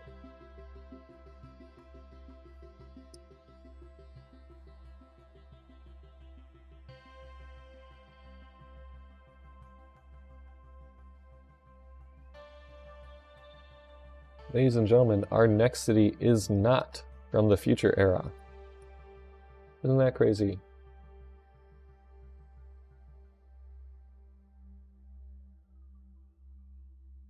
How many cities got reviewed? I think there's a couple that we've gone through currently. If you want, you can go on Discord and look and sort the city reviews channel by done. They have a done tag, and I'm adding that as I finish reviewing them. This music playlist, it is all music from the game, actually. How long will I stream for? I'm aiming for about another 2.5 hours. Believe it or not. But yes, this music is all from the game, so if you like it, yeah. Shout out to the guy who wrote it. Can't remember his name right now, but he is on YouTube somewhere. Alright, our next city comes from the real Vicarious One. Can you squeeze anything else out of your road efficiency? Currently 120%. Focused on attack or defense. Nothing really seems to help in guild battlegrounds. And yeah. So this is sort of at the point where I would say you're really at that diminishing returns point for guild battlegrounds. And when we look at the city, you can see why. You have a very, very, very strong city, a lot of cider gardens, a lot of feta farms, a lot of roadless buildings. I'm sure if we look at your city overview, right, you have a very good road layout. So the biggest thing I think for you is going to be prioritizing the roadless buildings that are the strongest for what you want. And for guild battlegrounds, that might, you know, not be as feasible because with your high attack boost, that's not going to do too much. But in guild battlegrounds, you're really kind of stuck. You could also try leveling your... You don't have an Arctic Orangery, unless I'm missing. Yes, you do. I'm not sure what level your buildings are, but I would say your biggest focus for your city isn't really going to be on road efficiency anymore. It's not going to be from buildings. It's going to be just putting it into the best great buildings that you can. Spino also points out you can definitely do a staircase layout with your roads. Something like having it go down like that, especially since you have so many roadless buildings. You can really make it a little bit more efficient with those 1x1 buildings that you have, and then you can just fill in the gaps with whatever roadless buildings you have. So yeah, I would say the biggest thing is just leveling the right great buildings, and when you have the opportunity and when events give you the buildings you really feel are better than the ones that you currently have, start swapping them out as soon as possible.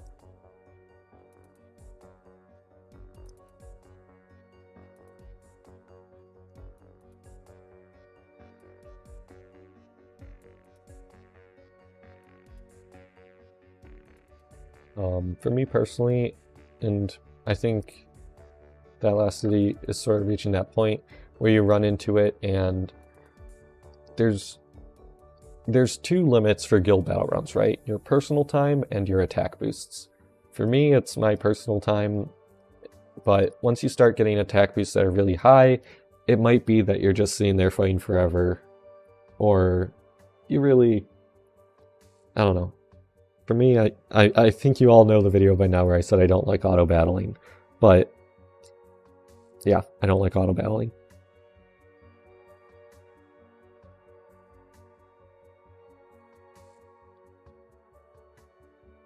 But if you have the time, you might want to. So in that case, Arctic Orangery is probably your best bet for boosting your units rather than more attack boosts, because you can only add on so many more attack boosts, but your Arctic Orangery can make that boost go further. Alright, our next city comes from Kabar the Just on USG, which I think would be, what number, 6 or 7? Do I have the unit swap units button? I do not. But I don't really fight enough in guild battlegrounds where I would need it anyways. So their goals are to continue to hit the 2k quest abort limit per day. They plan on camping in future era again for the foreseeable future. I want to be able to auto-battle guild expeditions level 5 and 100 plus guild battlegrounds. Alright, they've always been a quest looper. They hated it when they put the cap on. They're a bit lost on what buildings to keep an eye out for, what great buildings to sideline or delete. Their chateau is high enough and their daily income is enough that they can 100%. Alright. Okay, so all the great buildings that most people would usually enjoy, like, or would throw out, are like the Lighthouse and Royal Albert Hall, are for the Chateau Frontenac. So a lot of players, if you look at the city, might think it's not as good, but the Chateau is probably one of the older metas in the game, which is you can loop quests to boost, to get forge points, goods, and really that's kind of it. But forge points and goods that you can then use to invest in your city. However, the issue with that, and the issue with a city like this these days, is that you fall behind in attack. So you can still loop quests. I still definitely recommend that, but these days it's going to be from forge points rather than coins and supplies. So I would probably say start working on replacing stuff to get more attack boosts, and a lot of these buildings are pushing, are from pretty old, right? They're a little bit of dinosaurs.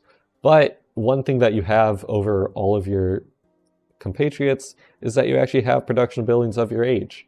So you should be able to complete the mini challenges quite easily, and that can really help you get some more buildings to start replacing things. They say that they're back from, what was it? They've been back for 3 weeks, so welcome back. And yeah, I would say focus on attack and start building that up, because if you're in future era and you've got 1,000, that's a little bit lower than where I would want it.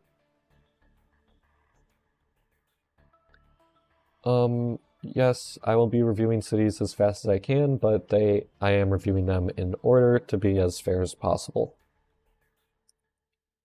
The last thing I would say for this city is start looking at your great buildings. I know you have the, which one is this? This is Centaurus? Or Pegasus, whichever one. I would say start, looking at the great buildings that you have and what you actually need in your city, and then start swapping them out. So something like the Temple of Relics, I don't know if you really need that anymore in a future era city, unless of course you're using it for the Antiques dealer. And I keep pointing that out, but it's a common thing that I'm seeing, that I'm seeing happen these days. But if you're really struggling with coins and supplies, which I don't think you are, I think you're overproducing, you could probably start taking away those supply productions and coin productions, and then replacing it all with attack boosts, and you'll be caught up. The stream cap, there really isn't one. So generally I'm targeting about a 4-hour long stream.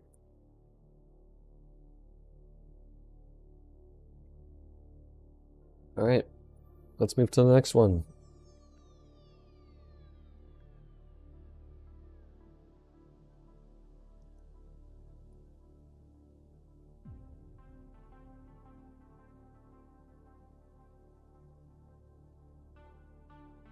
Is it too late to submit your city?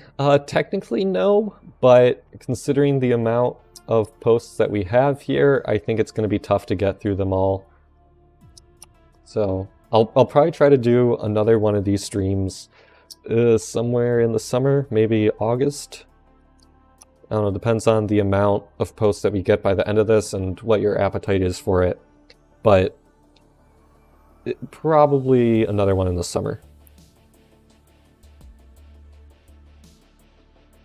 If you want to be able to join that as soon as possible, submit your city as soon as possible, I would recommend joining my Discord server and subscribing so that you get the notifications and can see when I post the video so you can join in as soon as possible.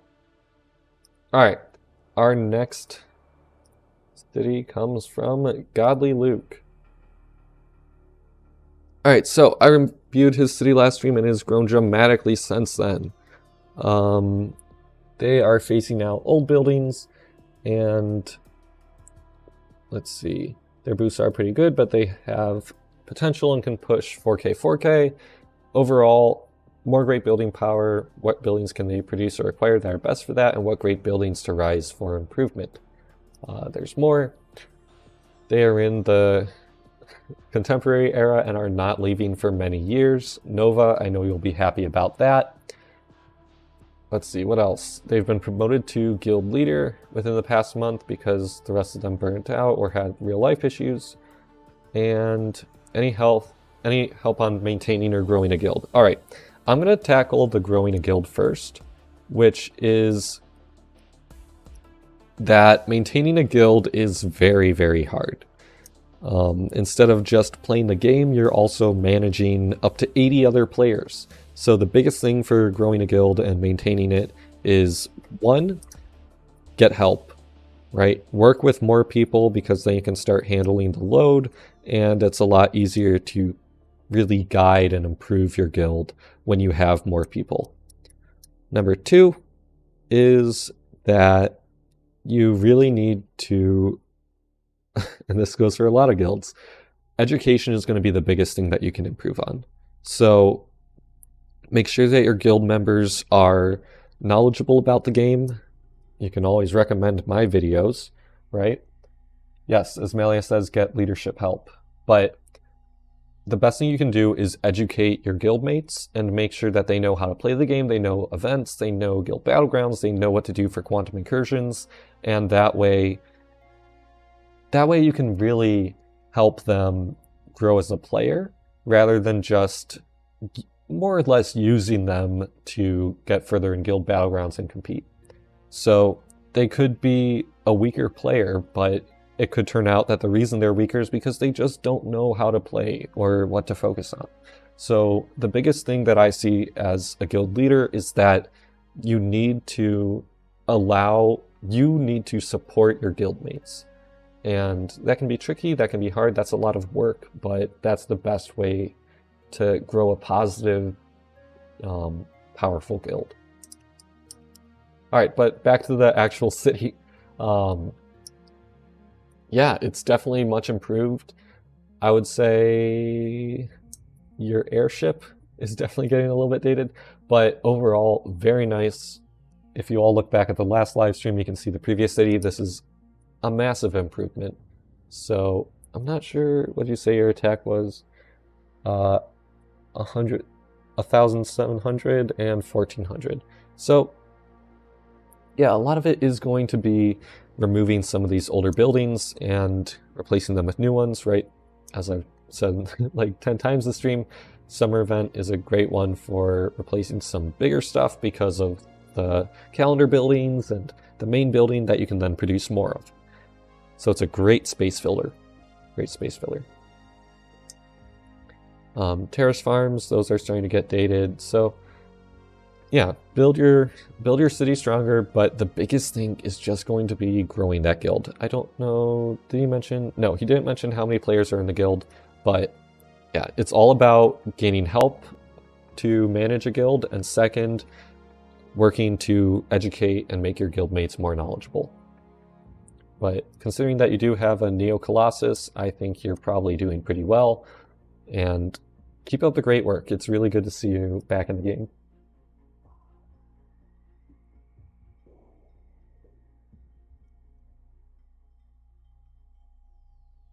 All right, in chat we have some tips about guilds. So yeah, guilds are probably one of the trickiest parts of the game in my opinion. I actually have a scrapped video or guide, I think it was. I don't think it was even going to be a video at the time that I wrote it, which was something along the lines of how to make a good guild and why you shouldn't, because it's a lot of work and it's not for everyone. And it's okay if you're not a person that, you know, is a good guild leader, but the best thing that you can do is find the people that are. So whether they're in your guild, they're helping out in chats, get those people into your guild and it'll be a lot more stronger. It'll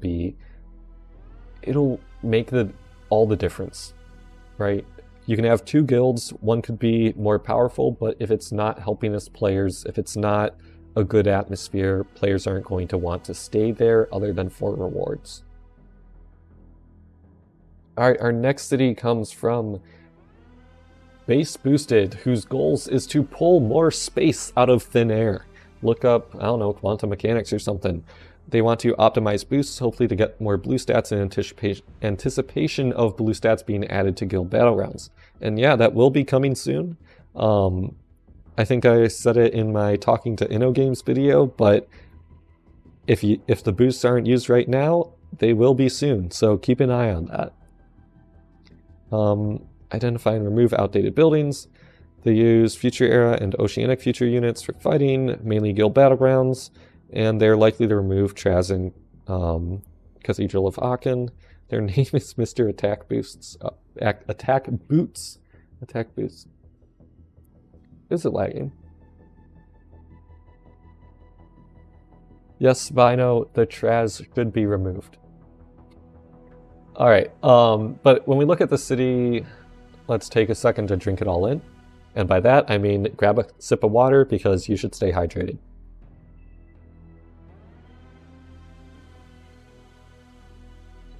Alright. So, some things that I'm immediately noticing. I want to check here. Yeah. Alright, you have a pretty good road layout, right? 105% efficiency.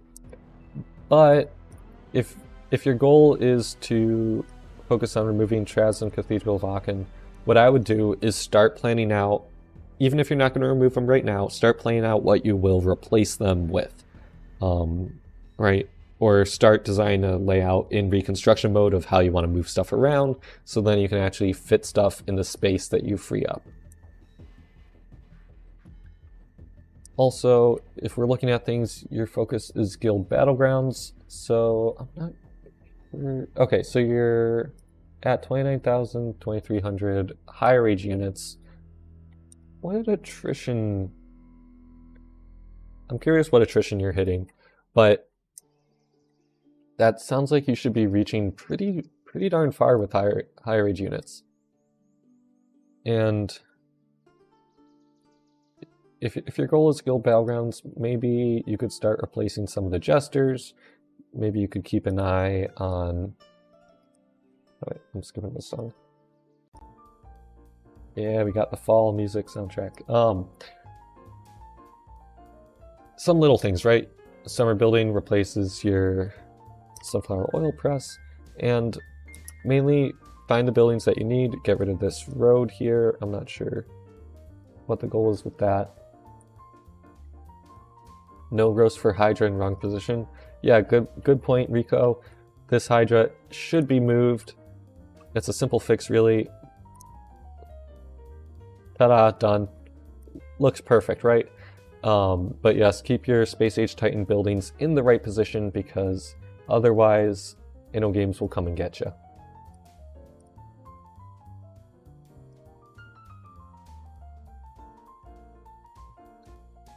No, they probably won't. But still, it makes me happy to see them in the right position. Yeah, so honestly, I don't have too much in terms of what you should be looking for in your city. You have a lot of Fellowship buildings, but not a Sun Haven, so I'm not sure if you were unable to get the golden upgrade, but a Hydra and a half, yes, but hopefully your Trailside Smithy can clear that up. But if you're not really focusing on finished special productions and you want more guild battlegrounds, I would say then this could be an area of improvement. You could definitely pick up some of the summer event buildings that give fragments, the settlement buildings, and swap those out to be a little bit stronger.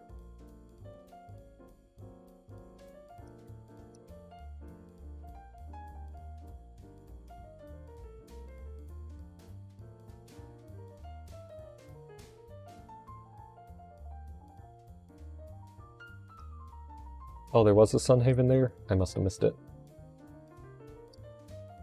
If you want to know something fun, it's that your brain immediately gets 50% less effective when you're streaming. So, I'm probably missing a lot of important things. But our next city comes from the Misty, or Isla the Conqueror. And their boosts are about 720, 600, and their goals are to hit Arc 130 and become an intense Guild Battlegrounds fighter. They average around 2,000 battles and would like to reach Space Age Titan.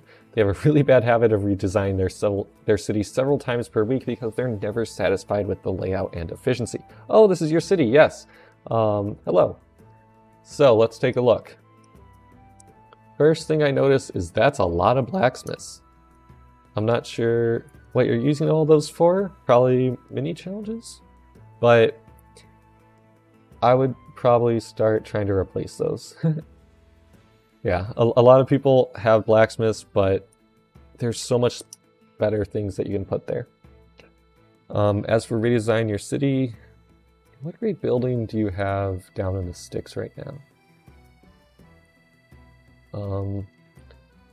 It feels to me like there's a lot of empty space here. I'm not exactly sure, but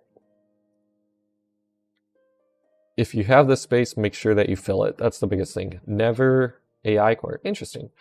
I would say always be filling up as much space as you can. Also, you have some older buildings here. I believe this is attack helicopters for the contemporary era, and I'm not sure what the rest of them are, but if you don't need them, I would get rid of them. Or that could be a tomorrow era unit. So, kind of get rid of those older buildings and start replacing it with more event buildings. I don't see a lot more of some of the more recent event buildings. Like we have some anniversary event, we have some from the wildlife event, but some of the more recent buildings are missing. So make sure you're playing events all the way through, and you could definitely do better with things like the reindeer paddock. I'm assuming that's for mini challenges, and making sure that when you play an event, you complete the whole thing, and then you can place that in your city, and that'll really help. Yeah, so I would say your focus right now is really making sure that your city is able to complete events, because you have a lot of incomplete event buildings, and then you should be able to be on a track to really getting stronger. Yes, this stream will be available after it's over, and then I'll be linking all the sections of the stream so that if I did review your city, you can go back and check instead of just having to look through a massive 4-hour video. But that'll probably be done after I eat some dinner. I think I'm doing some like homemade Chick-fil-A today. I have way too much honey roasted barbecue Chick-fil-A sauce, so I gotta use some of that, make my own chicken sandwiches. If you don't know, the honey roasted barbecue sauce from Chick-fil-A is the best sauce there, but it's usually not like easily shown on their menu or on the board, so make sure you ask for it. There's my pro tip for today. Anyways, This city is from Lucifer, and their goals are to reach 2,000 attack, get their seed vault to 100. They just built it and got it to 20 in a few days. We love to see it. And collect upgrade kits so they can rush to Space Age Asteroid Belt. They want all their buildings to 80. Currently they only have 3 higher. And let's take a look. Okay, so there are a lot of Stage of Ages in this city, but I think similarly to some of the cities that we've seen previously in this stream, your big focus is going to be on completing events so that you can start swapping some of these out. If your goal is 2,000 attack, and you're almost there with the normal attack, but definitely need some defense.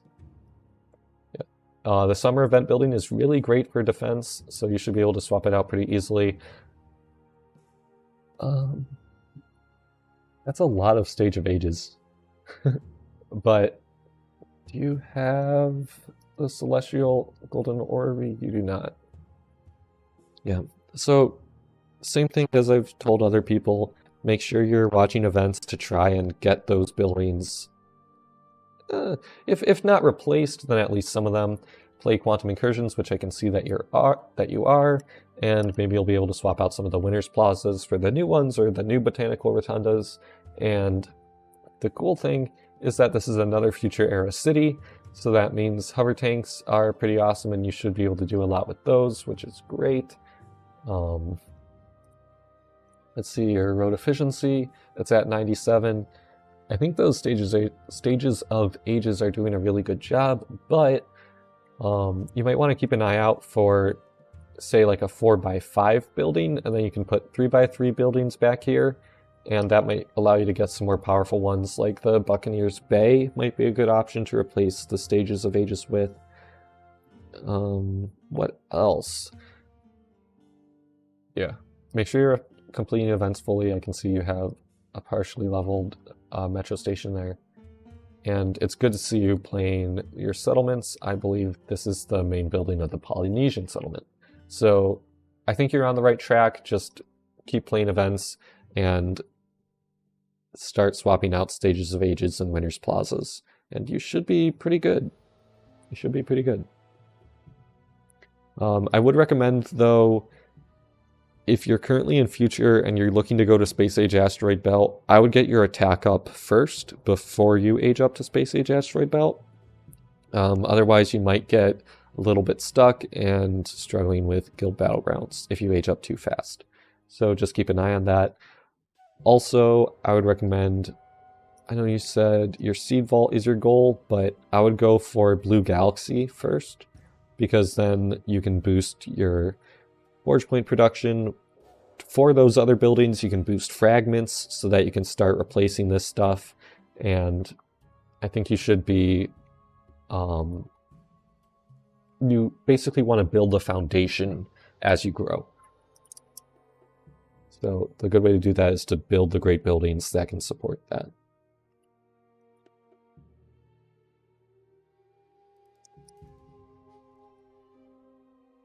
And Malia is really mad about the roads on Jesters. So, the stream, unless you're asking for it, I'm not going too much into road layouts. I feel like I've talked about that a lot before.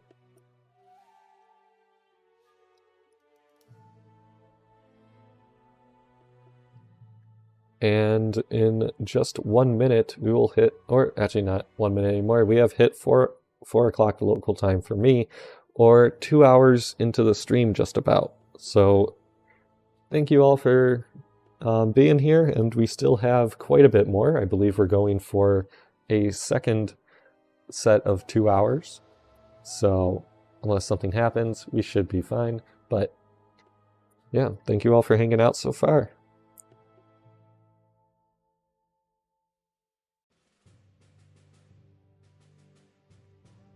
Maybe in about half an hour we'll take a short break, and then you can all grab snacks and get ready for the next set of streams. But before we do, let's just keep jumping in. And that is to start back with Troy, who has a main world on Nether 1.6, and they're currently in the number 3 Guild Battlegrounds Guild. They are in the future. Ladies and gentlemen, why is everyone in the future? I think just about every city, it feels like, has been in the future. But I like the future a lot. I thought it was a lot of fun, but currently I'm in Space Age Mars and enjoying it even more. They can complete guild expeditions, they can reach high attrition. They want to fill empty space. So sort of just general tips is what this city layout's for. If we look at it, they have an 84% road efficiency, and part of that is a lot of buildings that don't need roads, these purple ones. They are touching the roads. So one tip for road efficiency is you have all this empty space here. Move all of your roadless buildings that are on the interior here, so all of this, this, and this, move them all into this empty space. You should have more than enough, and as Nova says, it is free real estate. But looking at your city as it is, all right, I really like this city actually. You have a lot of the layouts. If you haven't already purchased it, you do have enough metals for a Quantum Incursion expansion. So if you haven't already bought the first one, do so. What else? You said you want to level your Centaurus, Arctic Orangery, Pegasus, and to 10. And okay. There's a lot of screenshots with this one and I didn't grab all of them, so sorry. But yeah, move your roadless buildings out and then start filling the interior of this space with buildings that you might benefit a little bit more from that can touch roads. I think you're going to struggle with production buildings of your age. I don't know if you have this filled with blacksmiths, but especially for event quests, you're going to want production buildings of your age.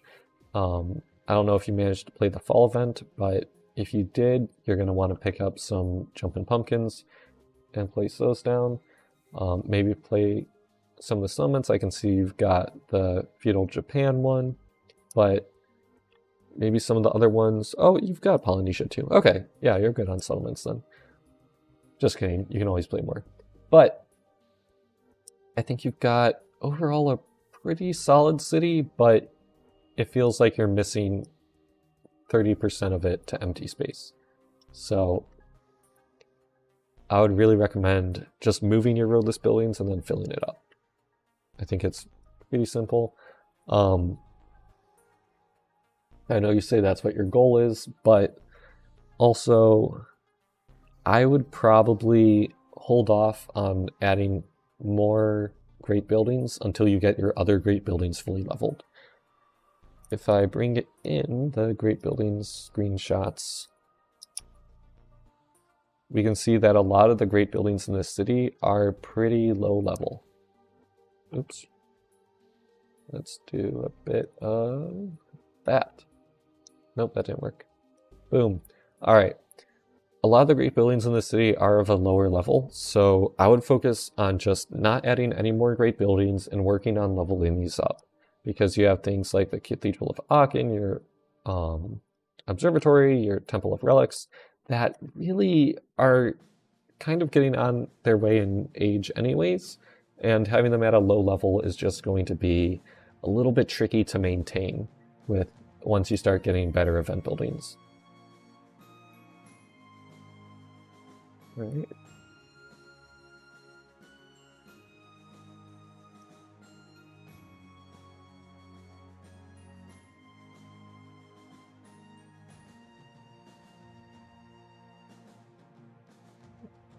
Yeah, the Japanese settlement is a really nice building. I'm a big fan of it.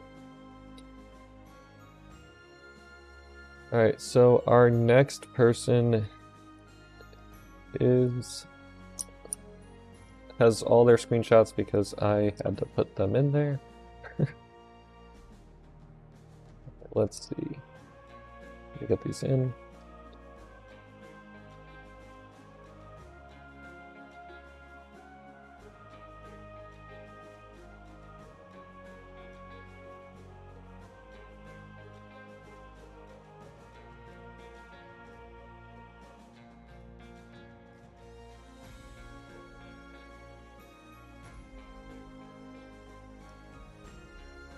Alright. So this person is Somb. I'm assuming this is how you pronounce this. But they are a high rage units player that's played 155 days. They fight 200 plus attrition. And they make a decent amount of forge points, decent amount of goods. So let's see. These exclude hits of that. Their goal is to hit 12,000 great guild battlegrounds. That's the word of it. Guild battlegrounds in a season. Get their arc to 130. I have no idea how you pronounce my in-game name. What do you mean? How do you pronounce your own name? Do you say Somb? Is it like Somb as in tomb? I don't know. If you can figure out a pronunciation, I'll use that. But they are losing forge points because they're not motivating stuff. So they don't have nutcrackers.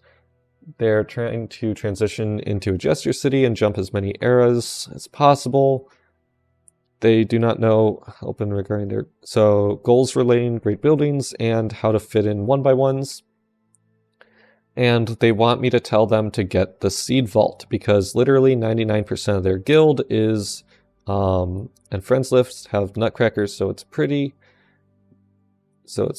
good for me. There we go, I fixed it. I would recommend getting the Seed Vault if you want diamonds because the Seed Vault is awesome. And the thing about your guildmates and friends having having mass self-aid kits is that's fine. Your friends can have mass self-aid kits. But the important thing is that you educate. Remember back when we were talking about how to be a good guild leader, is that you have to educate your guild. And part of that is in telling people use your mass self-aid kit before you collect, not right after. And that way you can have people still aid you and use their Seed Vault, but you're also not having unmotivated collections. So this is the current city. It's very strong, right? Other than the fact that they're having issues with motivation. The good news is this event, I believe, has Chocolottery selection kits that you can pick up. And since you have Jesters, you can use those on the Chocolotteries to get more nutcrackers. Or at least some nutcrackers. Unfortunately, I don't think there's really any good places to get tons of mass self-aid kits right now, so you're kind of stuck there. If we look at their efficiency, I mean, it's a pretty good city in terms of that. And let's look at great building levels. All right, so they want to know what goals should they have for great buildings. And my question would be, what is your ultimate goal, right? So your goal is to hit 12,000 guild battlegrounds fights, which is pretty understandable. So I would say if you're a high rage units player, then Arctic Orangey obviously is out, but the Space Age Titan Great Buildings are going to be a pretty good option. Space Age Titan Great Buildings are really good for attack, and they can stick around a while. They're small, you can probably fit them in. If you don't want a Seed Vault, don't get the Seed Vault, but the Seed Vault is pretty awesome. As Elon Gamer asks in chat, it can give up to 8,700. I almost said 1,000. It can give 8,700 diamonds per year, about on average. So it's very good. That's more than double Guild Expeditions will give you in a year. So for just hitting 3 buttons a day, it is extremely useful and I would say undervalued, but considering how many people are building it, I think it's clear that it's just awesome.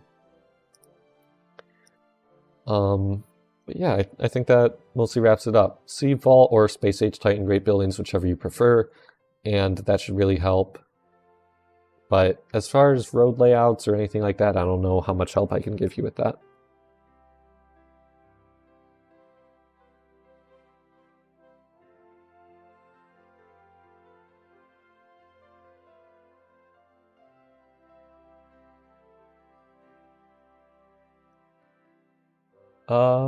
Someone in chat says Terracotta Army, and I don't know. Terracotta Army is definitely a dated building. unless it gets a buff, which it very well could, I don't think it's as useful anymore. If you have it, don't delete it. Churly, please stop asking to go next. I'm going in order, and if I get to you, I get to you. I'm sorry.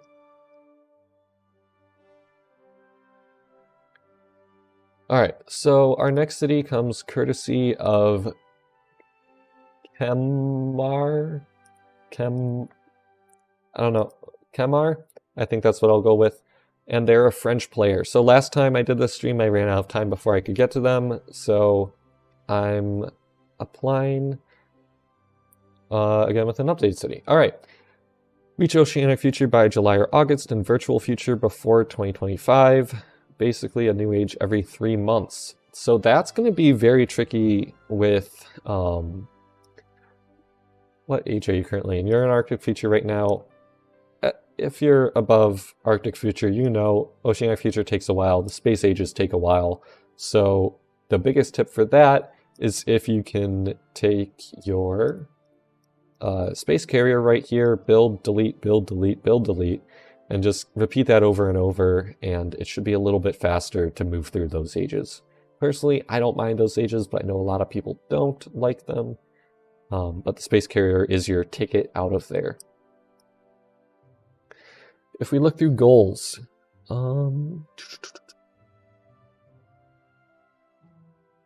okay, so Arc level 130, Blue Galaxy level 36, then 63. I'm not sure what's special about level 63 for the Blue Galaxy. Is there a swap over there for that? But yeah, I don't know. I would say pause on the Arc for now, but get that Blue Galaxy leveled up. And also especially your AI core right here. Both, the Blue Galaxy won't help with goods, but the AI core definitely will as you're moving through your ages. You can use it on synthesizers so that you don't need to stay in the space ages as long. I know you didn't mention Virtual Future before 2025, but if you're going to keep moving up, you'll definitely want to be moving forward with that. On your Great Building waiting list, Observatory, Titan Trio, Atomium. I would probably pause on adding more Great Buildings until you get the current Great Buildings that you have more. So yeah, focus on the Great Buildings you do have before you start throwing more in. As per the city itself, there's some Great Buildings that you could probably start removing if you don't really need them anymore, such as your Cape Canaveral, your Temple of Relics. There's one more that I think I saw. I don't know, but keep an eye on those Great Buildings that you might not really use. Oh, Stargazer, that's it. And potentially Truce Tower. A lot of these Great Buildings are really not as useful, especially Truce Tower, as you get up in age, and Stargazer can be beaten by basically a single, what are they called? The better stage of ages. So Space Carrier really, or Space Carrier, Stargazer really isn't that great anymore. Hopefully that makes sense. But if you want to move fast, Space Carrier is the way to go.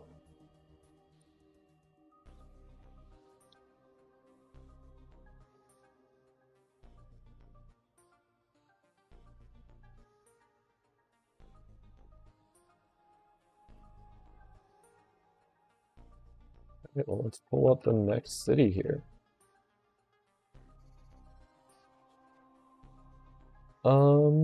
Eltanin says a suggestion to do recurring events tier list so people know when to participate and if they should. I mean, in my opinion, you should just participate in all events if you have the time. But the thing about events is that a lot about events depends on the buildings that you're getting from those events. So if it's a good event building, then you should play it for the event building. You shouldn't really... It's hard to decide on whether to play an event when you don't know what the rewards will be.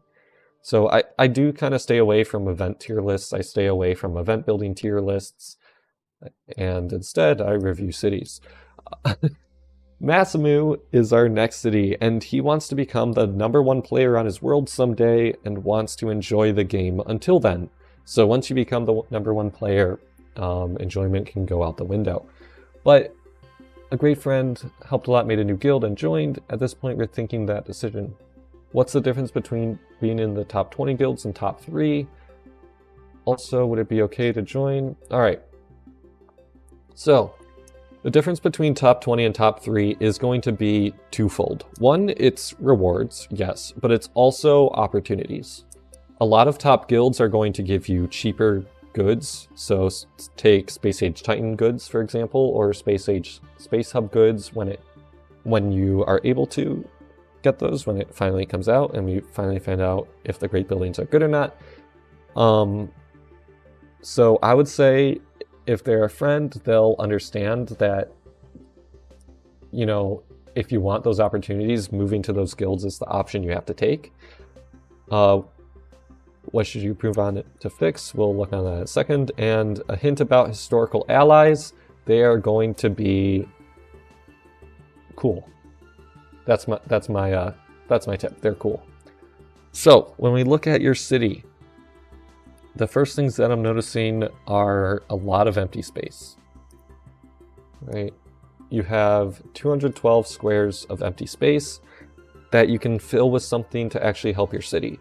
So focus on playing events that you can use to fill that space. Use your blue galaxy, which for whatever reason isn't collected in this screenshot. But use your blue galaxy to boost buildings that provide fragments of roadless buildings, for example, and you can put those down. But yeah, completing events and not removing anything until you are completely out of space is a big deal. I noticed a lot of players tend to hear, oh, what's an example? Oh, the old Stage of Ages is bad. And then they'll just immediately remove it, even though there's tons of space. So until you fill up all of this space right here and this over here, I would not remove anything, but instead just place down anything. Anything that has a boost, anything that your city can benefit from, place it down. You're not losing anything by filling up empty space, even if there's, even if it's not the most efficient building. Looking at your layout, it's 102% efficiency, which is decent. But yeah, the biggest thing is just that empty space for your attack boost. If your age is progressive era, I'm assuming you're using higher age units. But I'm not sure. I don't think it's mentioned in the post. So yeah, your attack boost can definitely be raised up from this. And I would recommend focusing on attack specifically if you're interested in the guild battlegrounds for quantum incursions, which you mentioned that you want to get better at. Place settlements. I'm not seeing any of the settlement buildings, and getting those settlement buildings is going to have the biggest uplift. And yeah, Chillerpalino just pointed out, if you are using higher age units, get rid of the Arctic Orange tree. You don't need it because it only works against units of the same age. So if you don't need that, you're just wasting your forge points in space. And that's one of the few cases where I actually will say that someone could be wasting their space.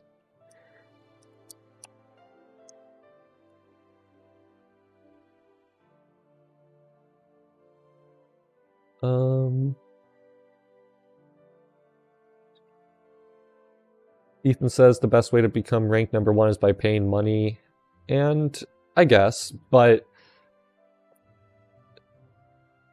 #1 is always going to be a moving goalpost, and if you do want to be #1, part of that is going to be just building up a city that can support that, and that means moving up in age. That means setting up the great buildings and systems that you will need to move on.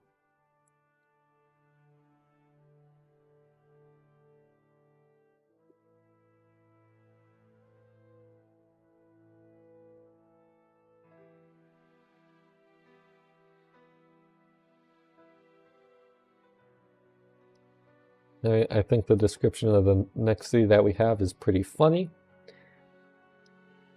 This comes from Voltic Python, a very interesting name. And they say, my city is Dogwater. They took a long break from the game.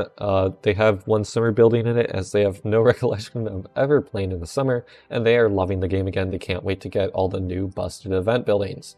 So yes, there are some outdated buildings, but I don't believe you're too far behind. It looks like maybe 2 or 3 years old, but you have...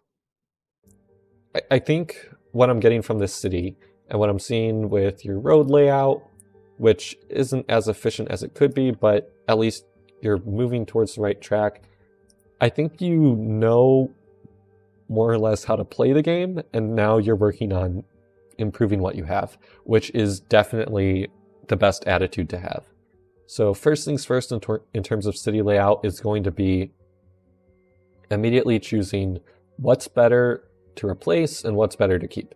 So things like, I mean, many of these event buildings, but choose the ones that really are old. So things like the Black Tower, like the Tower of Babel, that's what it is. Like the Tower of Babel, where they've really not aged that well, and you can replace them for something better.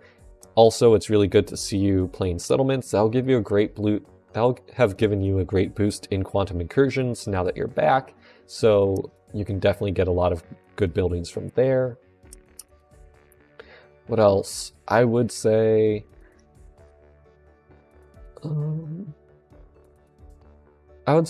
move your road away from the edge of your city, because with this road right here, you have all this space over here that's not utilized, and that's a lot of space that you could have had buildings in, and then reduced your road usage. But yeah, the biggest thing is just going to be replacing old buildings. But I think you have the right attitude, you have the resources you need to succeed, so I'm excited to see where this city goes in the future. I think it'll definitely move more positively. But you might also want to take a look at great buildings like the Space Age Space Hub buildings, or we don't know what those are yet, the Space Age Titan great buildings, and those could give you an uplift too. I'm not quite sure what your goal is in terms of attack boosts and such, but it's just going to be a slow process of replacing over time.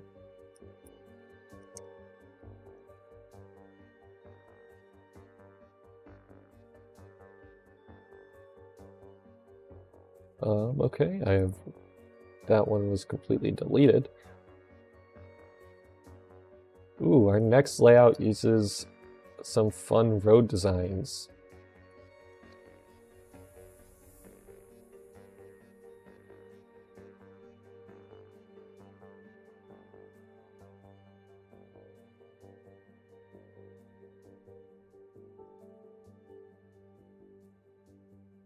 Alright, for whatever reason, my image editing software doesn't want me to copy this stuff in. So I guess I'm not going to. But this player has been playing... Wait, it really won't let me copy this. Anyways, I guess I'll swap over and we'll work with it. This player has been playing since November last year, and they are currently focusing on guild battlegrounds and city efficiency. Oh, there they go.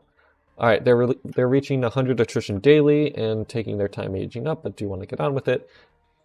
They wonder about higher age units, but they don't want to camp, so they're wondering if they should bother. Yeah, higher age units are notoriously only good and useful if you're going to be camping. So if you don't want to camp, I would say don't even bother. Your goals, get enough nutcrackers. Yep, definitely extremely important now. Blue Galaxy to 91, otherwise Arctic Orangery, farm enough diamonds. Have you considered the Seed Vault? And reach Gold League in an event you like. Keep increasing attack boosts. Okay, so for Gold League in an event that you like, the best way to do that is to have some... Oh, let me delete that. Alright, the best way to do well in an event you like is for it to be a strategy event if you don't have too many diamonds. Or you have some diamonds, that might be enough to get Gold League in a skill-based event. But the more skill-based it is, the better you'll do. So something like a history event, something like a St. Patrick's Day, something like a... no, not wildlife. But the more skill-based, the easier it's going to be to get into Gold League. So I hope you like the skill-based events. If your goal is to get in during something like the summer event, it's definitely going to be a lot more expensive. However, let me close that. In terms of farming enough diamonds to get expansions, the Seed Vault is going to be a great option if you're willing to open new worlds to play guild expeditions in. It's easier than ever to get the guild expedition boosts that you need to do it, and you can just auto battle through, so that's always a great option. But overall, with your city layout, I'd say you're on the right track. You have 126% efficiency, which is more than most people have, and you're even using the staircase layout. So I use this in my own city, or a modification of it, but the city layout, when you do this, it gives you more efficiency for the same amount of roads. So there is a post on my Discord server in the Pro Strategies channel about it if you want to read up on it more, and it can be extremely helpful for putting new buildings in your city. But you need a lot of 1x1s, and you need a lot of the same sized building. In terms of just general tips, I would say take your time with the ages. I know you say you want to move up and you want to get on with it, so move through ages whenever you feel comfortable, but make sure you're taking the time to actually enjoy it and have some fun with it. There's a limited amount of ages in the game, and a lot of players tend to skip through ages rather than enjoying them, so it's a lot easier to move up in age than it is to go back in age.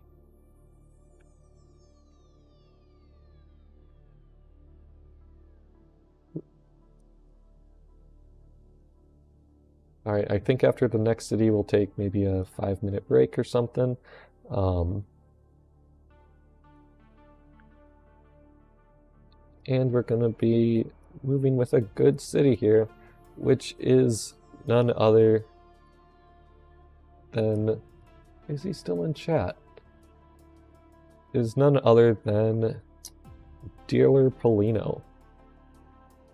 So, if you remember from the previous city reviews, he was in there, and he has some stats that won't look good as a screenshot, but guess what? It's in a screenshot anyways. So lots of forge points, lots of goods, lots of guild goods, and over 10 finished special productions per day. And their long-term goals and current goals are to focus on quantum incursions, finish Space Age Titan Great Buildings, and prepare for the New Age. Okay, so let's look at this city. That's a pretty solid city. Road efficiency 122%, and when I'm looking at this, one of the biggest things that I would say is that, especially for quantum incursions, I would be careful with limited buildings. So you're using a lot of them right now. I don't know how many you have in inventory, but limited buildings, especially in quantum incursions, you may want to spread them out over a long time rather than using all of them at the same time. But I think you're doing a great job of getting these Neo Colossi and the Neo Marble Gateways. In terms of Jesters, I mean, yeah, you have a lot of Jesters. Do you have the Moogle Temple, though? Oh, or if not, I'm curious what you're using your finished special productions on. You mentioned here? No. Yeah, I'm not really sure what you're using your finished special productions on, but I think as far as things go, your city is about as good as it can be. With the current event buildings, you even have the boost here. Okay, so he says no Moogle Temple. He's on the 5th round, though. Okay.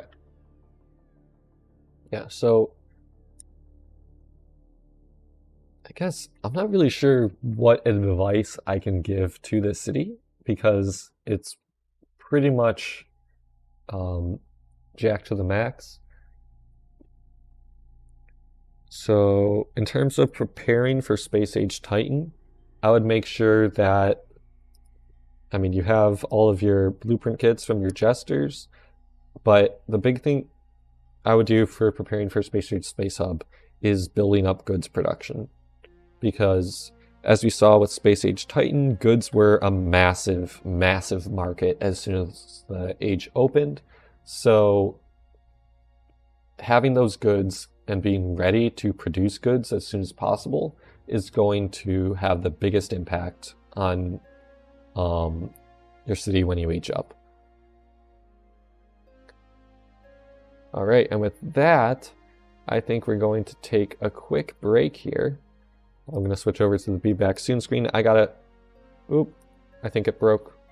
I think I broke my Be Back Soon screen. But we're going to take a short break. I need to fill up my water. So take a few moments, stretch, and see you in a few.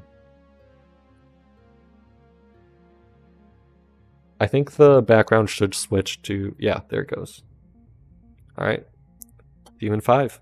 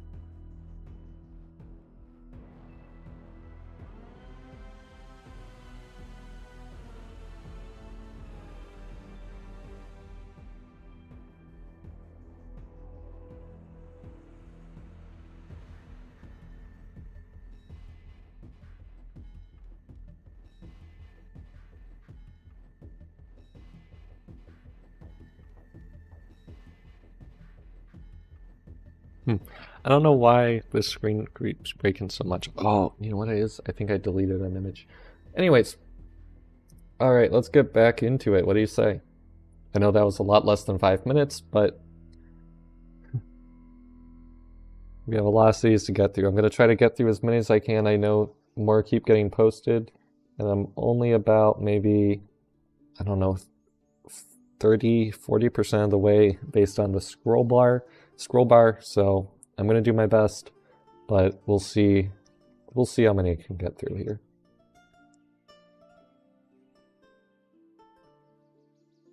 Alright, our next city comes from Emma, who says within their inventory they have an additional tourney ground and a forgotten temple which they are saving for a competitive season in guild battlegrounds. They will snipe and plunder their entire hood occasionally when they have the time. They produce a lot of forge points, guild goods, attack boosts, and... Okay, so they're thinking of aging up, but they're not sure if their city is ready. And the question that you have to ask yourself with something like that is, are these boosts that you currently have enough to make you happy when you age up? So you have a very nice city right here, but the question is, when you age up, are you going to be able to do everything that you want to? And I think with boosts these highs, you should be able to. Hi, Juber, do you just keep checking in? Welcome in. But overall, I think that you could definitely switch some of these buildings out. Some of them aren't really working towards guild battlegrounds, I don't think. Something like the grilling groves, there's better options in things like cider mills, or specifically Buccaneers Bays, you might be able to find a better option because your city is pretty advanced as it is right now. But there's just those little areas of improvement where you can get a few more boosts, things like replacing Winter's Plazas, or maybe even swapping out Sentinel Outposts for more powerful roadless buildings. As for being ready to age up, do you have enough, since you're in Space Age Mars, do you have enough Mars ore so that you won't need to work too hard? Will you need to progress on the map? Do you have all the ore sites unlocked? And it's little things like that that you just want to check off your list before you age up. Personally, I would recommend whenever you hit Space Age Mars, make sure, or even lower ages, try and clear out the map before you get to the age. To be honest, knowing the Forge of Empires team, there are probably others watching. Yes, Juber, I agree, there probably are. If you are an InnoGames dev, welcome, and I hope you enjoy me making videos about your game. Oh, Aperon was here already, was he? I must have missed that. But yeah. Can't wait to see what you guys do next. So overall, to summarize for this city, just make sure that you are ready to age up, and especially since your population is a bit low here, right? 59 population. Make sure you have enough population that when you age up, you'll be able to renovate all your buildings without running out of population or anything like that. I'm not sure on the exact scaling for some cities, so you could run out of the population that you actually need for your buildings.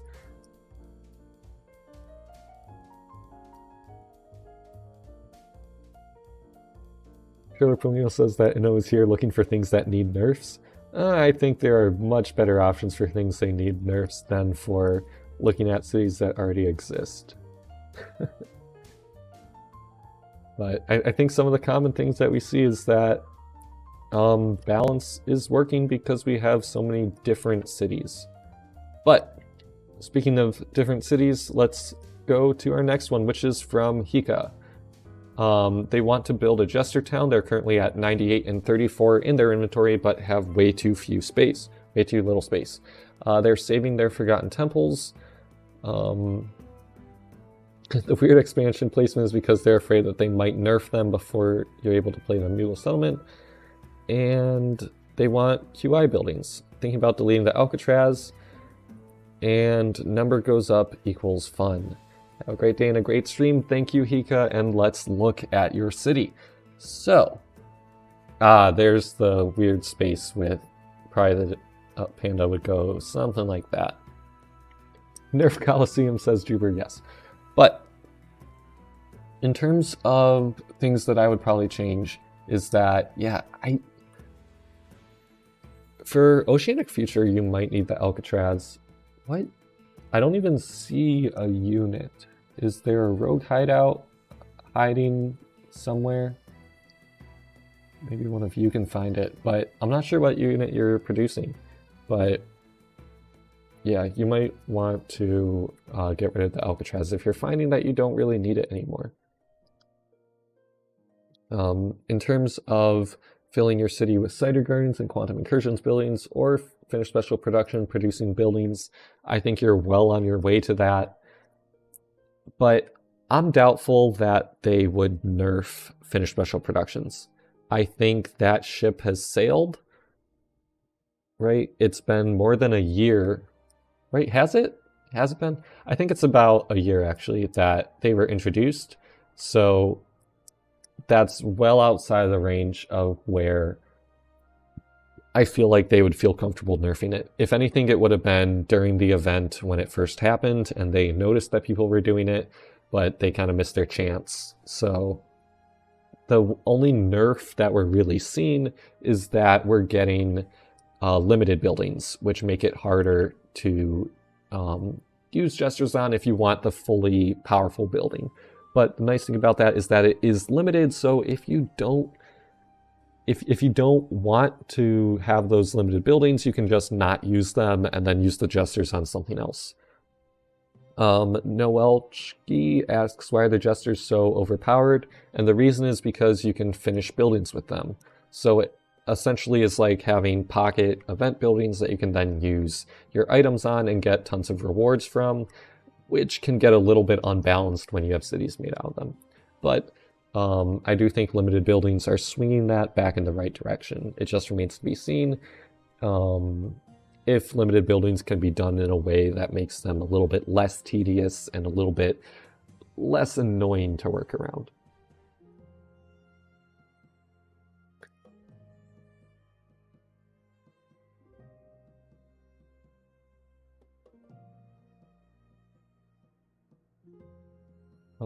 They should make gestures make Alabaster instead of finished special productions. I agree. Alabaster is just so powerful that if you don't have it already, you're falling behind. That's the only thing that you should have in your city probably, is some form of something that you can use for Alabaster.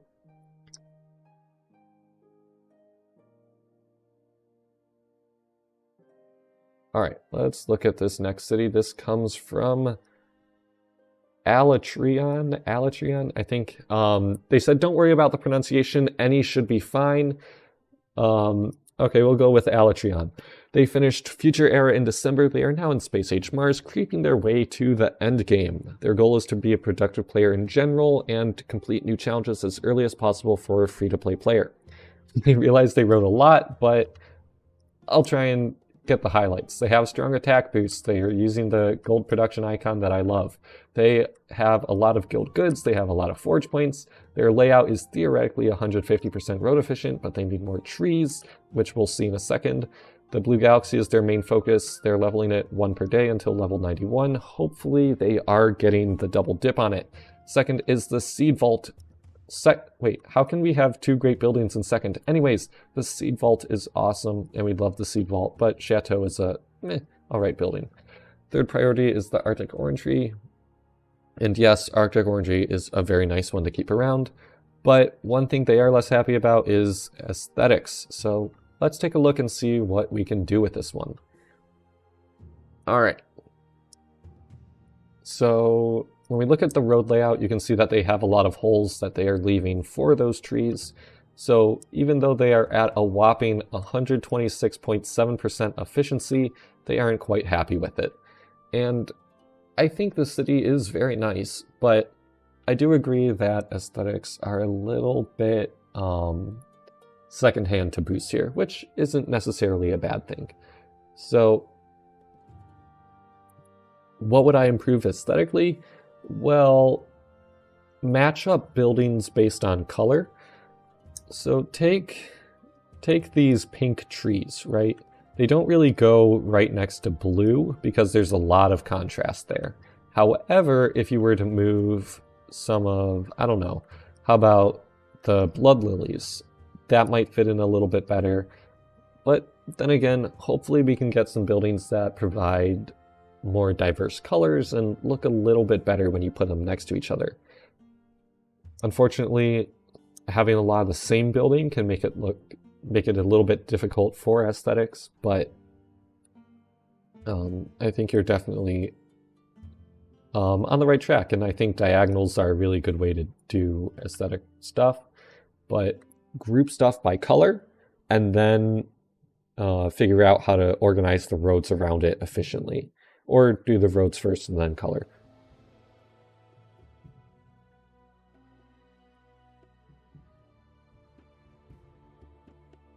If you have Forge Plus, why would you want Forge Plus? Yeah, so people in chat are talking about Forge Plus, and Forge Plus is one of those things that I think is a bit of a waste. I haven't made a video about it, but it's just not nearly as good as you would want it to be, because it takes more to... It costs more than it's actually worth. Should I make a video explaining to diagonal roads? Maybe I will.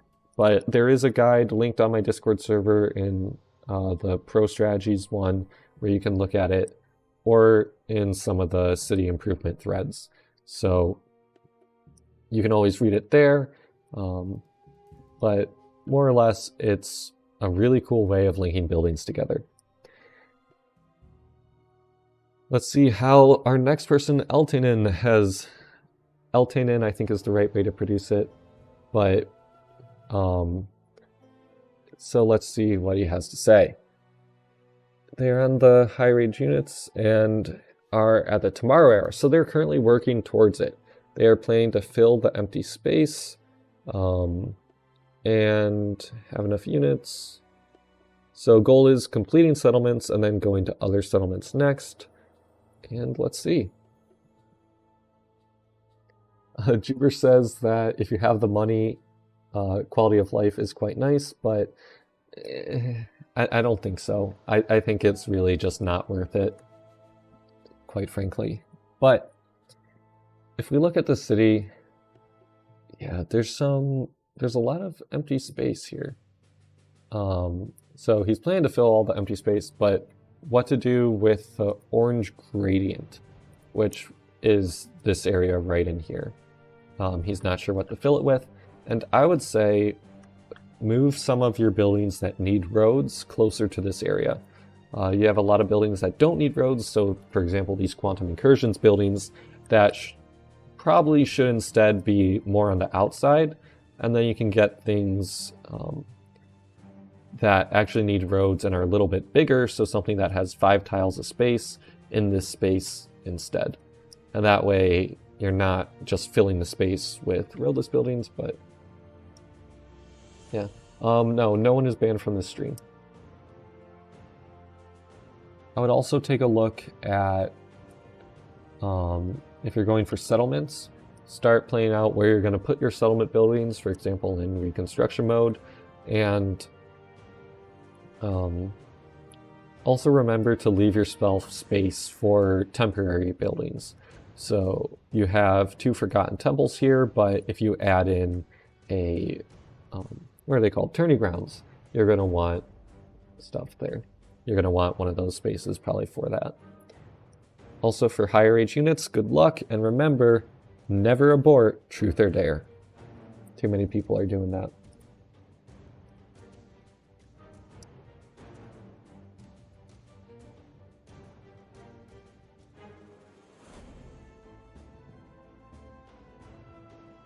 Okay, so to go back to the Forge Plus discussion, Juber, the thing about Forge Plus is that, like, most of the stuff you could just buy for diamonds, and it's cheaper than if you bought Forge Plus.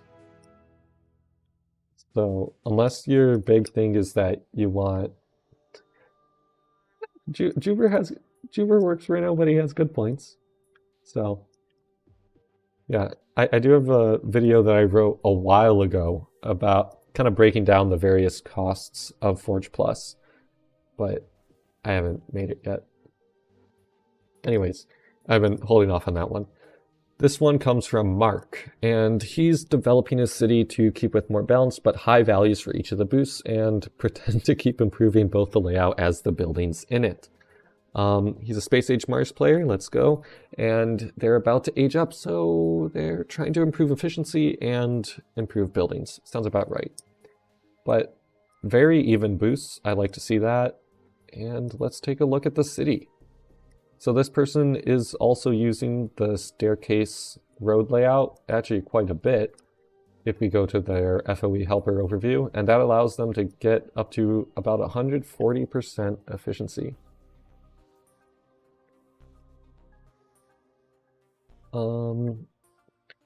And in terms of road efficiency, I don't see anything that could immediately be improved, so that means it's all a question of what buildings can be improved.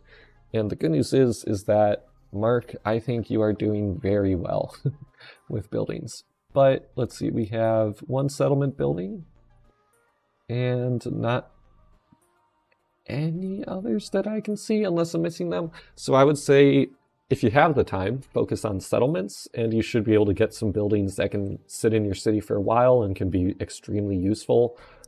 Let's see, what else? So to make sure you have rooms for the buildings that are coming, that is where the staircase is going to be an issue. The staircase is very efficient. It's very good to have if you have the buildings, but it means that if you get a building that is a different size, it's really going to throw off your staircase and it's going to be a lot more work to try and fit it into your city. So what I would recommend is looking at your city and maybe deciding if you want to have a city that's more adaptable, you're going to have to reduce some of the staircasing or redo your city a lot as new buildings are coming out. Neither of which is a bad thing, but it's just something to keep in mind. In terms of leveling boosts, I think you're doing a very good job of that, and I hope that when we get these new improvements to features that we've been promised, we will be getting more of a use for them, and that we also won't immediately be able to complete stuff super easily. But I think you're well on your way to being a very balanced player. And as a Space Age Mars player to a Space Age Mars player, good luck out there as you age up.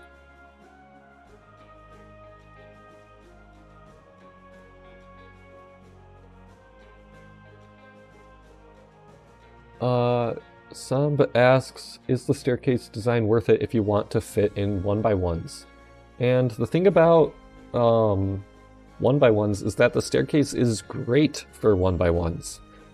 Actually, it's nearly impossible to do correctly if you don't have a lot of 1x1s. So yeah, if you want to fit in 1x1s, go for it. Go for it. You need, I think, like 4 1x1 buildings for each side of the staircase for each step of the staircase. So it's very important that you actually have those in your inventory ready to go. All right, let's look at our next player, which is almost clicked end stream there.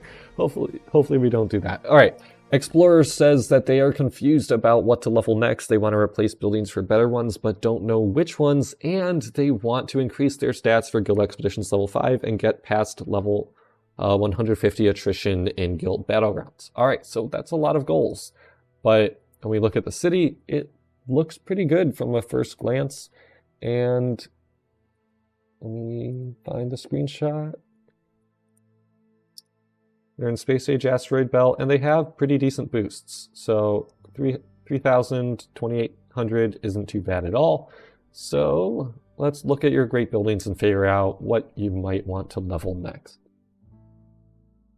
better question is, what are you currently leveling? All right, so it looks like you're working on your Arc, you're working on your Cathedral of Aachen, and I would say, again, we still don't know what great buildings might be boosted, but Cathedral of Aachen, Castel del Monte, they're starting to fall behind a bit, so I would probably lay off on leveling them and instead work on things like the Space Age Titan great buildings if you really want to push further. We also have, where was it? Cape Canaveral and Temple of Relics. If you don't need those, they might sort of be falling off in usefulness, and you can definitely probably find a better replacement for them in terms of space that you can then get some better attack boosts and stats, so then you can work more with Guild Expeditions level 5, or for your Guild Expedition, or for your Guild Battlegrounds attrition. I would also start taking a look at replacing some of these Houses of the Wolf, your Great Wheel, anything that, you know, is a little bit older from older events that, you know, just isn't that great anymore.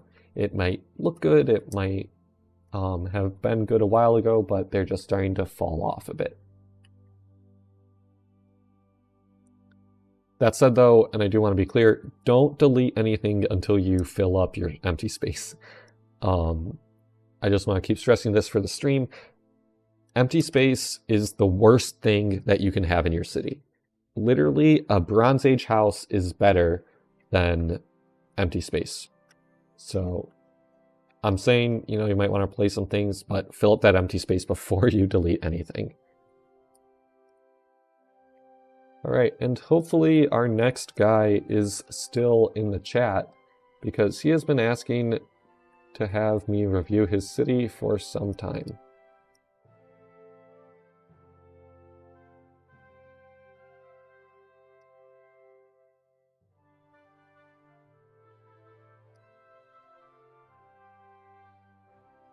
Considering the amount of discussion about it, maybe I should do a staircase video. But this is none other than Churly.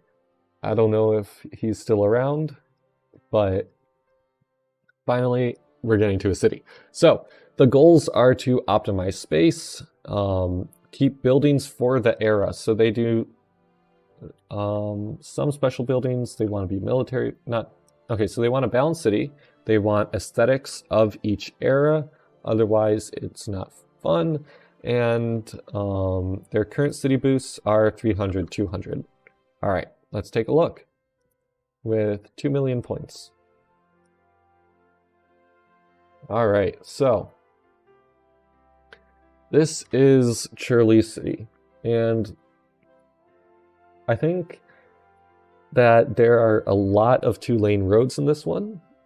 Oh, you are here. Hey, welcome in. All right, so I would say the 2-lane roads, you don't need the whole city to be 2-lane roads. You could probably get away with only a couple. I know you want to keep the aesthetic of the era, but that doesn't mean that you need a city made of roads, right? Each 4-lane road is going to take up a full expansion's worth of space, and that'll really hamper your development. So yeah, as Chillerpalino says, not everyone can afford big cars, so 1-lane roads are fine. I would also probably say, I know you want to maintain your aesthetic, but start figuring out building ideas to get rid of some of these older event buildings, and maybe some of your tech tree buildings too. Because if you want to do well in Guild Battlegrounds, if you want to do well on the campaign map even now in Guild Expeditions, you're going to need some buildings from events. So you can definitely keep playing with this buildings of your era, but it might hold you back a little bit, and that's a trade-off that you're going to have to make. So if you like the aesthetics, then stick with the aesthetics, right? Play the game how you want to play it. And it's not a common way to play the game, but if that's the way you want to play, I respect it. I respect it.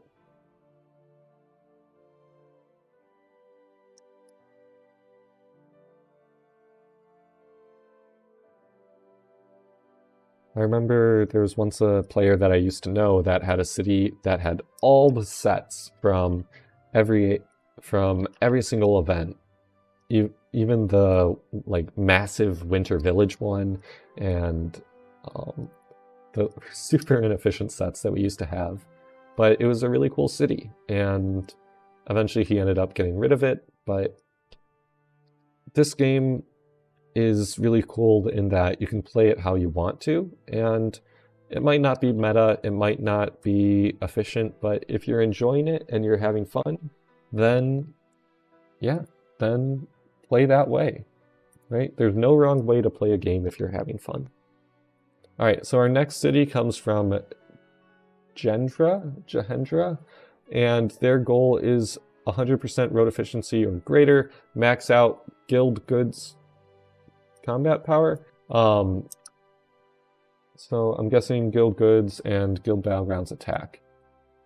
So their attack is currently 3,700, 2,500, and their city is Space Age Mars. Hey, fellow Space Age Mars player. The first thing I notice is that you have a lot of cases where you have buildings wrapped around on 3 sides or more by roads, and if you're able to reduce this, your road efficiency will go way up. It might be tricky in a case like this where you have it kind of interlacing, but if you can find a way to have some 1x1s or smaller buildings that you can put in these gaps, that'll make it a little bit more efficient, and it'll make it a lot more.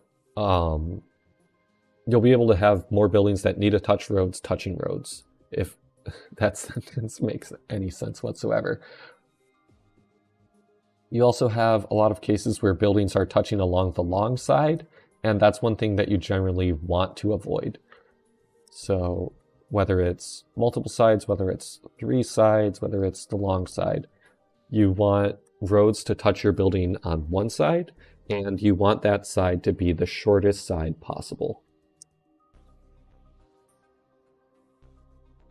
I would also say, are those, yeah, your Celtic taverns too, right? You're touching it along the long side, and that's going to start eating up your efficiency.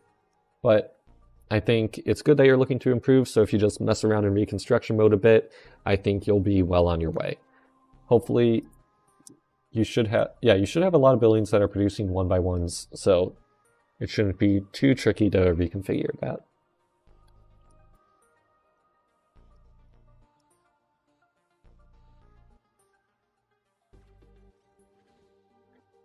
I think I've finally passed the halfway mark in terms of cities submitted, so I'm doing my best, but I don't know if we're going to be able to get through all of them. All right, but our next city comes from Ox, and boom. So their short-term goals are to reach 140% road efficiency, and they really need advice on this. Reach 10,000% attack or defense, increase the boost for quantum incursions, and they currently collect about 1,500 diamonds a day, so can make a lot of progress. 1,500 diamonds a day? How many diamond farms does this person have? And they'd like to place Fettle Farms, but they don't know if they have enough population. All right, so looking at the city, you can immediately see that it is very triangular, and I actually really love how each section is kind of devoted to its own color. We were talking about aesthetics before. That's a great way of doing it, is to match stuff up by color. But if we look at road efficiency, they are currently at 134%. But the thing about this city is that there isn't much more that you can do for road efficiency, right? They have all these staircases, they have, right, all the buildings that they can touching roads. And so the only way to actually increase road efficiency in a case like this is to actually remove roads, right? And that sounds pretty simple, but it actually means that you have to reduce the number of roads in your city. So start removing roads. And What that also means is that you're going to start running into being able to place fewer. Once smithies are, yeah, Nova pointed out, once these smithies are level 2, they can be switched out so that they don't need to touch a road. But the biggest trick is going to be reducing the number of roads in total that you're using, because the fewer roads that you have, the easier it is to reach that higher efficiency. And that means that you're going to have to start getting rid of Buccaneers Bays, you're going to have to start getting rid of Stages of Ages, and your various buildings over here that do need roads. And it's going to be a balancing act, right? Road efficiency is only part of the story.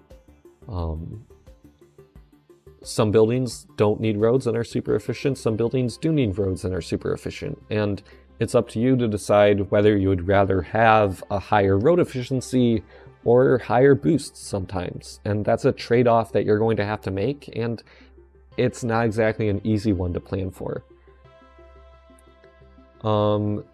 So some people are asking how road efficiency is determined. You'd have to ask the FOE helper people for an exact definition, but it's basically a formula based on the minimum number of roads per building needed, and then the total number of roads that you have in your city. And it's a ratio calculated based on that. I believe it might be half the shortest side on the building that it counts as, but it's been a while since I've looked at it.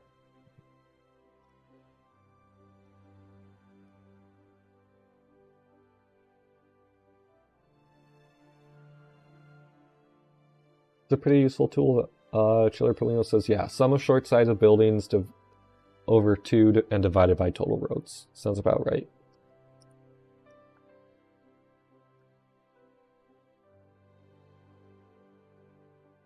All right, our next city comes from Bisoo. Bisoo. All right, their goal is to finish as soon as possible the Polynesian settlement without spending any diamonds, and complete the unfinished buildings by using the Blue Galaxy, manage the bottom left area where most of the great buildings are more efficiently, and create enough space for future event buildings. All right, so one of the first things that I'm seeing here that can immediately be improved is your layout. So you say you want to manage great buildings more efficiently, and a great way to do that is to take the bigger ones and put them right next to the town hall, or not even next to the town hall, but at the edge of roads. So sort of like the Alcatraz here, but one of the issues is that you have a lot of roads along the edge of your city, which if you can put buildings here, it becomes a lot more efficient, because then there's fewer roads needed to connect the same amount of buildings. And one of the best ways to do that is if you can place great buildings or big buildings at the end of each road. So you're doing it a little bit in some places, but take this edge of the road here, right? This section right here. If we take, what building would work?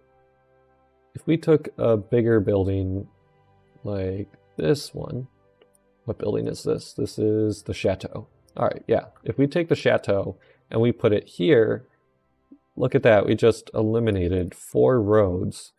And we can also get a building, say, this one.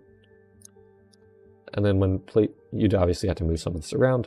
But now we have the building touching along its short side instead of where you have your Blue Galaxy and arc right here connected along their long sides. So by connecting it by their short side and kind of wrapping the edge of the road to touch as many buildings as possible, instead of just dead-ending into the edge of your city, or dead-ending into these roadless buildings, it can become a lot more efficient. And that should and moving stuff around like that, removing the roads at the edge of your cities, will let you squeeze some more things in. So I would say break up your great buildings so that they don't need to be together. And that should be a pretty good start to redoing your layout.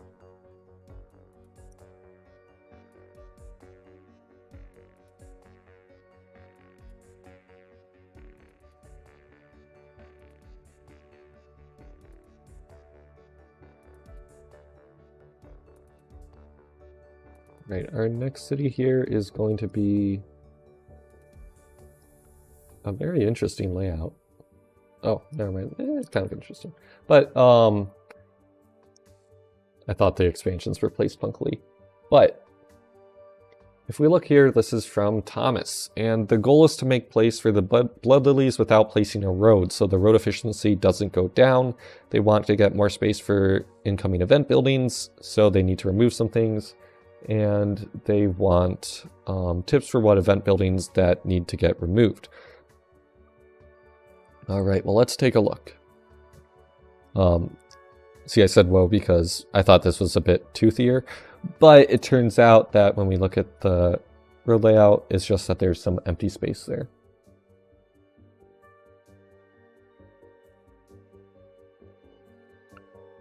So in terms of efficiency, I think we can do a couple things here that can improve it. First thing is to move your town hall away from here and move it more into the center of your city. So I don't know, somewhere like right here. And then move these big great buildings that are attached along their longest sides to the edge of your city where it's a little bit, where it's only attached by one road and it'll be a little bit more efficient.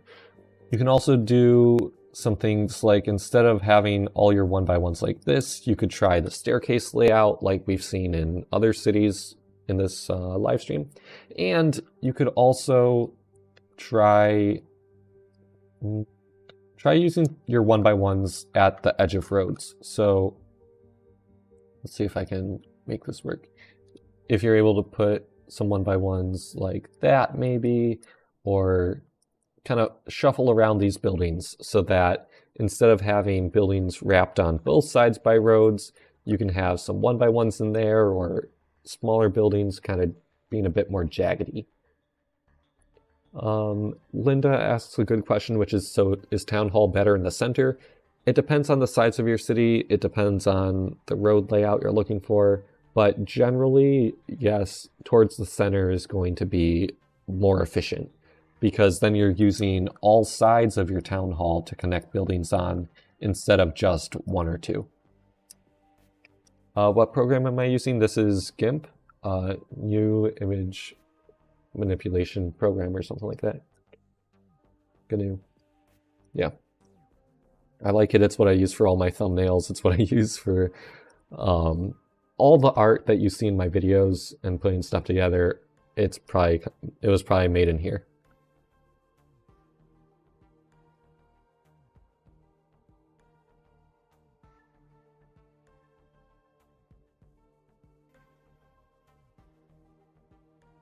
All right, let's get this next city cooking, which is from Daniel V. All right, let's see. All right. He'd like to see me rate my city, which is good because guess what? We are. And the goal is to stay in future era, like many of the people in the game, apparently, based on my the submissions that we see here. And no, it's not Photoshop, it's GIMP. G-I-M-P. The goals, so have an organized city, want to be the best fighter in guild battlegrounds, and maybe jump into Titan in some time. So first thing I would warn you is that moving into Titan is easier said than done because you'll have to make it through Arctic Future, Oceanic Future, Space Age Mars, Space Age Asteroid Belt, and Space Age Venus, and Space Age Jupiter Moon before that, and all of those have special goods, which means that instead of just being able to go linearly, you're going to have to go somewhere, wait a bit, go, wait, and it's not exactly a fast progression. But regardless, let's see. To organize your city, the first place I would start is trying to straighten out these roads a bit. So it looks like we have a road that kind of really zigzags quite a bit as it gets to buildings.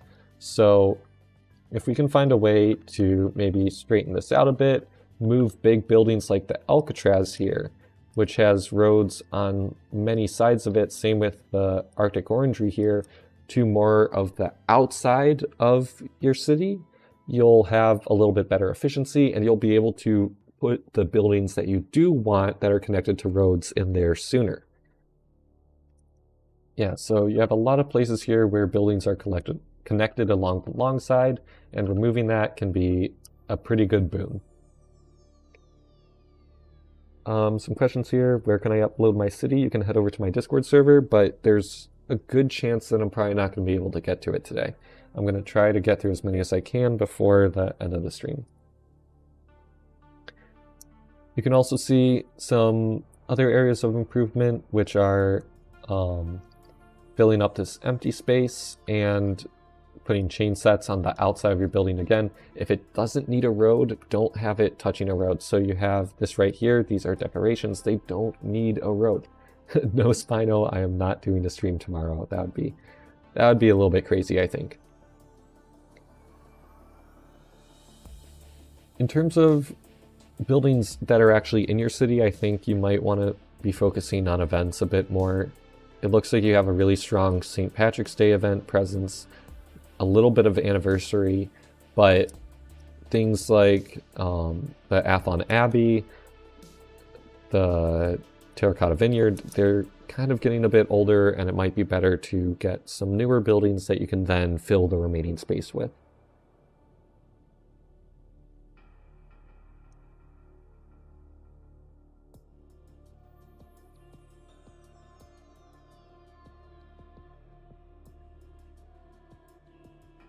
Alright, our next city comes from, I think it's Dyvad, and they want to be able to face any challenge in the game, and their goal is to have the best buildings in their city, but they're at a point where they don't know what to remove. They're even willing to remove great buildings like the Flying Island, which I think is definitely one that should be removed. The Flying Island has never been great, we'll put it that way. So if you want to start removing things, I guess let's make a list. Cape Canaveral, Flying Island. If you're running through quests, then the chateau is great. If you're not running through quests, then remove the chateau. It looks like you just have every main event building, and you can start picking which event buildings are actually providing the boosts that you use and which ones don't, and then removing the ones that don't. So something like an Olympic Treasury might be a bit outdated. If you don't need it, Hagia Sophia or Hagia Sophia, it's getting a little bit outdated. It's these buildings that provide few boosts that you don't really need anymore. So yeah, as Nova's saying, Great Wheels, Hippodrome, Treasuries, Fiores, plenty of room. Yeah, even Himeji Castle 2, I find a lot of players don't really need it. It's okay for supplies, it's okay for forge points, it's okay for goods, but event buildings are really starting to beat it. Spino saying Kraken is outdated too, I agree. A lot of these buildings that you have in your city were once great and could actually be pretty useful, but with the recent event buildings, they're just falling behind. So, especially since you have FOE Helper, there's the tool on there, this one, that you can use to see which buildings are falling behind based on which boosts and resources you value, and then you can see which ones are the lowest and which ones you may want to remove.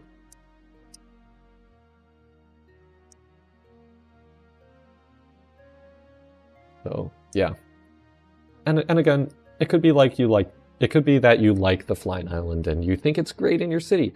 So if you like it in your city, then don't remove it. But if you're looking for max efficiency, sometimes you do have to kill your dartlings.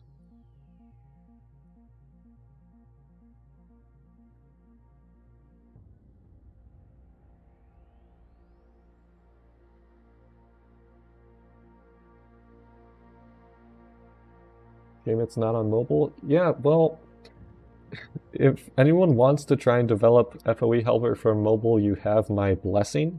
I think it should be fairly possible on Android devices, but probably not for Apple unless it's an entirely separate app. They tend to lock down their stuff and make it so that it's kind of hard to do what you want with their devices. So, but I think it should be possible to do on Android, and I've actually thought about trying to develop it myself, but there's just so much stuff there that you have to do. All right, our next city comes from Serrated Hydra, aka Blaze. Your Android bring it soon? Yeah, well, it's a lot of work. Maybe soon though. Their goals are wanting an aesthetically pleasing city. They're fairly happy with the edges, they just worry about the center. They want to collect all the great buildings and see my thoughts if there's something you don't need, maybe create a bit more space. All right, so if we look at the city, this seems to be fairly newer, and maybe not too new, but I think you are doing some great work with your aesthetics. You have a lot of green. Put your green together. Put your green together, put your blue buildings together, and put your red buildings together. Those are the three main color groups that you see in the game, blue, green, and red. And then what you can do is start connecting them using the buildings that kind of mesh those colors together. So for example, with this salmon colored roof and green lawn, the governor's villa could connect your red and green sections. Same with your Temple of Relics. Well, something like the Olympic Treasury with a red pathway and then blue markings and a bit of this neutral might be a good one for connecting the red with the blue. So it's sort of managing the colors, and I think you can definitely work with it. In terms of road efficiency, yeah, you're going to want to fill up this center bit.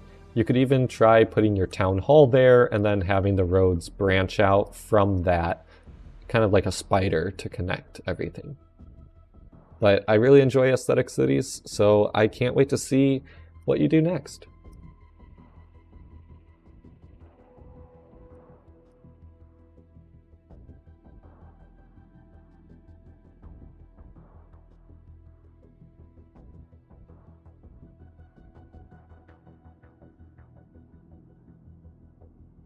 I'll put Town Hall in the top left corner. I would recommend, these days I would say at the very least have buildings on all sides of your Town Hall, even if you do put it in the corner, but put something on the sides of it so that it's not as inefficient as no roads being there.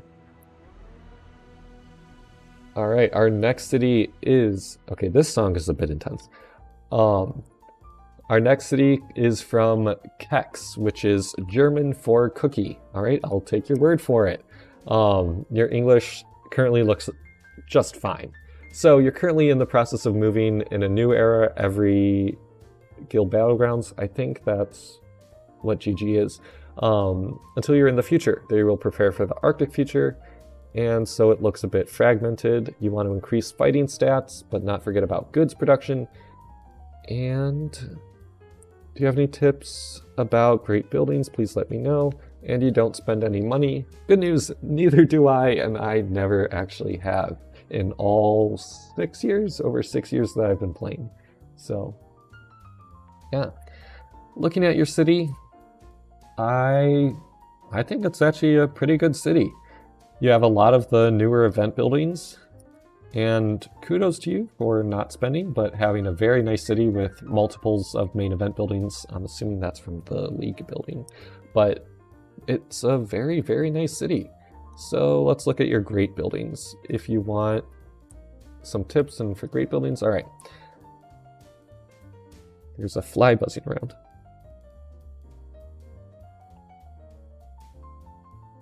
All right.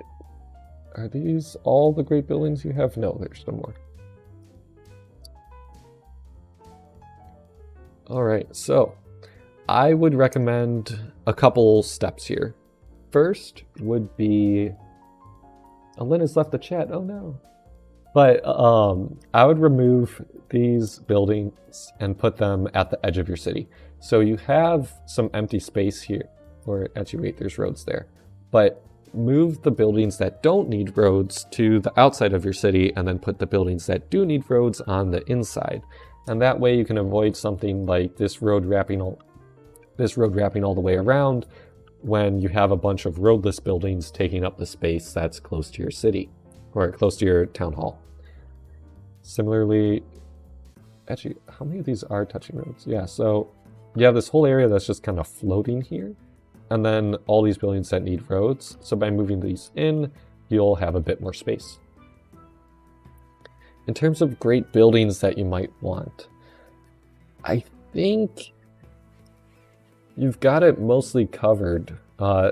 Seed Vault is always a great option, but I would focus on getting some event buildings and reorganizing your city a bit, and then I would actually start removing great buildings.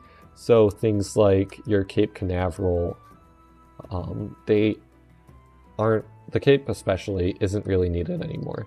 It's just forge points, same with Terracotta Army, and oops, if you're not using it, the Chateau. All right. Next up, Alin. I know you said you left the chat, but guess what? We're talking about you now. I really enjoy some of the writing on here. All right.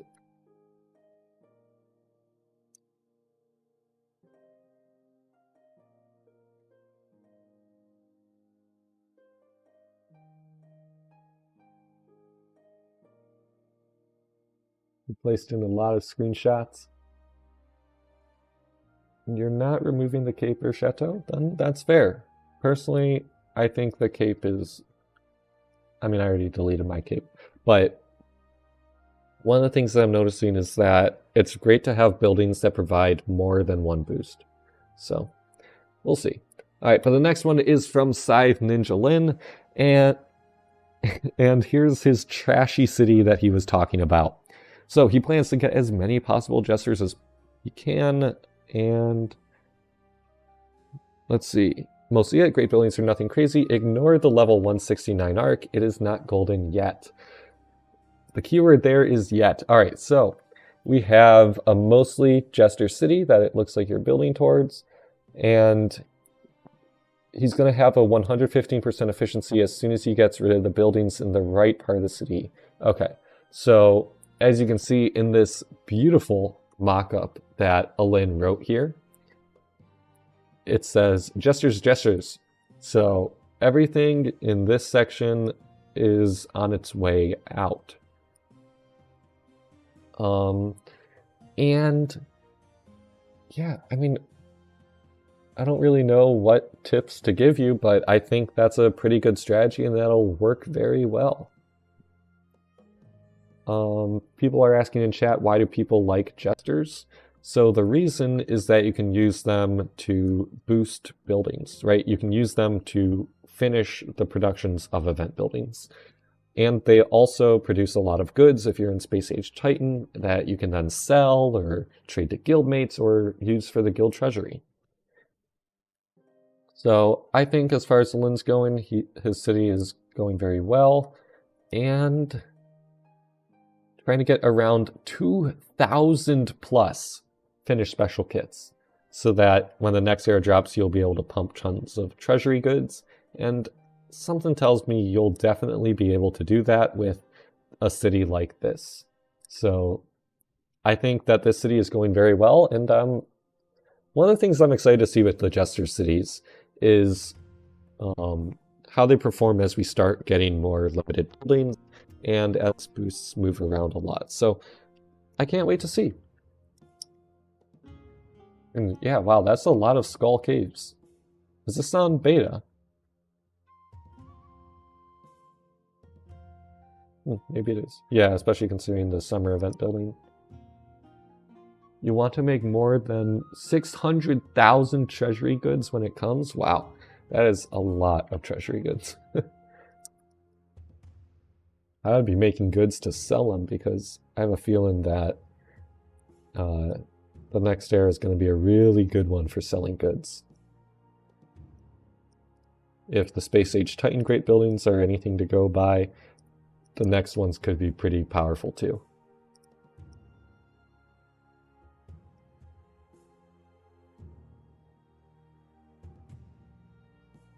Ooh, alright, so our next city is from someone who says that they're new to Forge of Empires. So I'm glad to see that. It's good to see new players. You woke up at 4 a.m. for this. Wow, thank you for joining then. And they are Haz, and they're in Progressive Era. Their goal is to boost field battlegrounds to get at least 3,000 fights per round, so that's 60 attrition. Their current attack is 1,600, and they're working on boosting their Arctic Orangery. The garrison buildings and ritual flames are not permanent and will be removed for better buildings. Right, and I do have time, so let's see. Alright. The first thing I would say is the garrison buildings are great. I would keep them until you have something to remove. And one of the things that I'm noticing is that you do have a lot of these wishing wells, you have a hedge maze, you have the rosariums that you might want to remove in place of some better event buildings.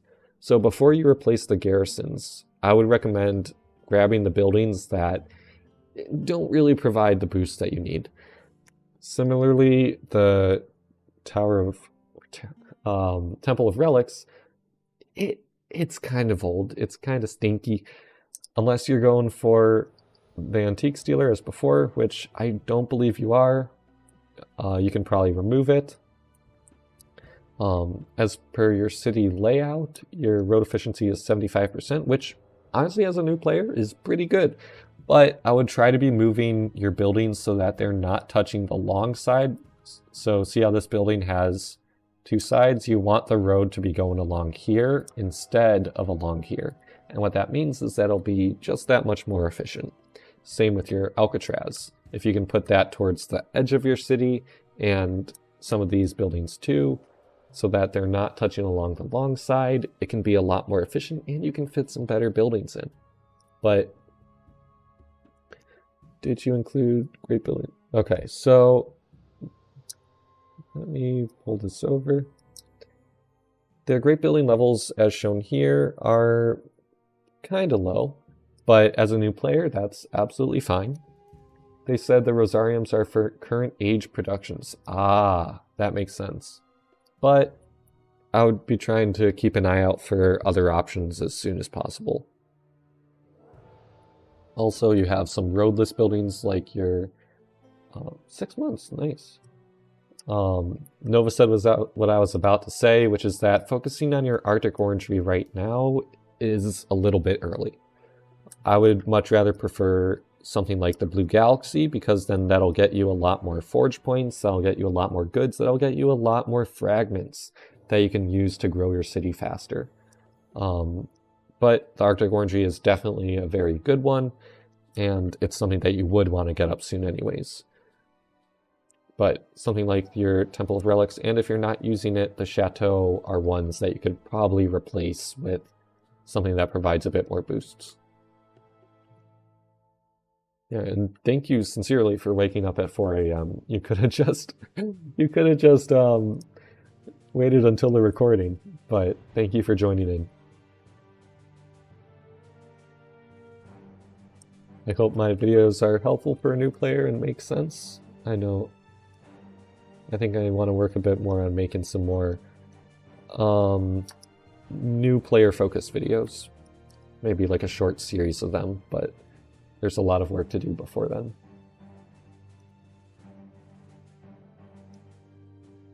Okay, so this player redacted a lot of their city. Holy cow.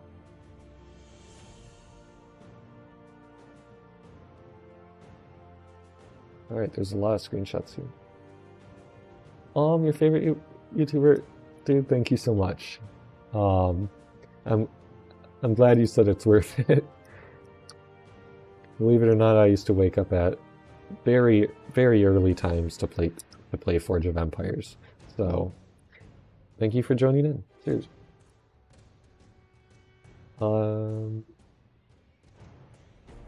Alright, I don't think I'm going to be able to get all the screenshots in here, but this is from... Oops.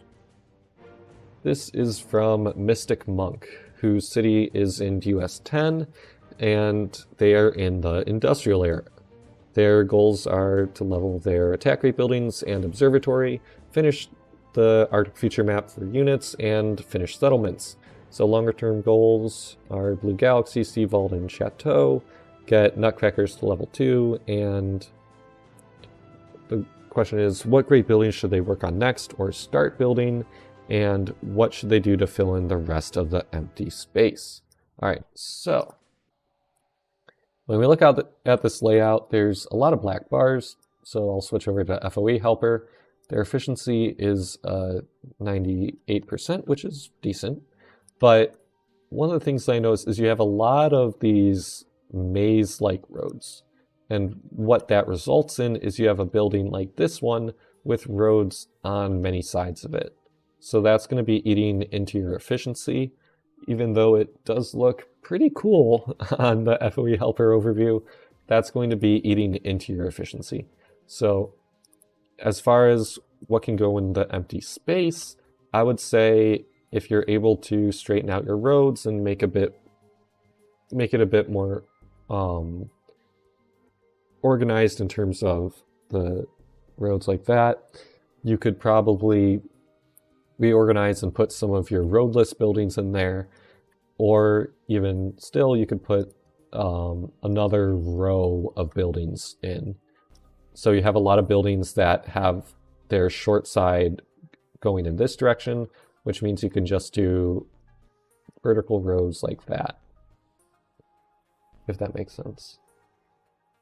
And then what you're able to do is work around your roadless buildings and the other buildings so that it's a little bit less of a jumble of squiggly roads and instead a bit more organized and a bit simpler. Especially if you want to change your layout, all those squiggly roads are going to get in the way. As far as great buildings go, somehow in... Oh no, you did include your great buildings in the screenshot. Alright. So, in terms of great buildings, I would say... Okay, so you are struggling a little bit for population. But even still, Innovation Tower... Unless you really need it, I wouldn't put more levels on that. Oh, so you have hovers, but you're in the... Okay. What level is your Arctic Orangery? Whoa. Okay, so you do have an Arctic Orangery that is level 64, even though you're using higher age units. If you're comfortable deleting it, I would delete your Arctic Orangery. I know that's a little bit crazy, but you're not fighting units of the same age, and therefore it's actually doing nothing for you other than producing forge points. It's basically a really big Cape Canaveral. So if you feel comfortable doing so, I would probably get rid of the Arctic Orangery, and then you can put some different buildings in its place.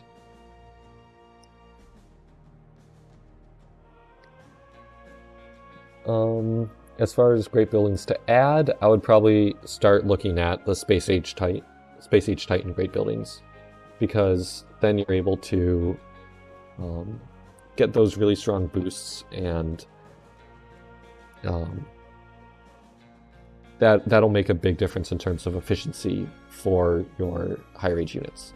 But considering you do have space, you can just reorganize and then start figuring out what's valuable to you and what you want to keep.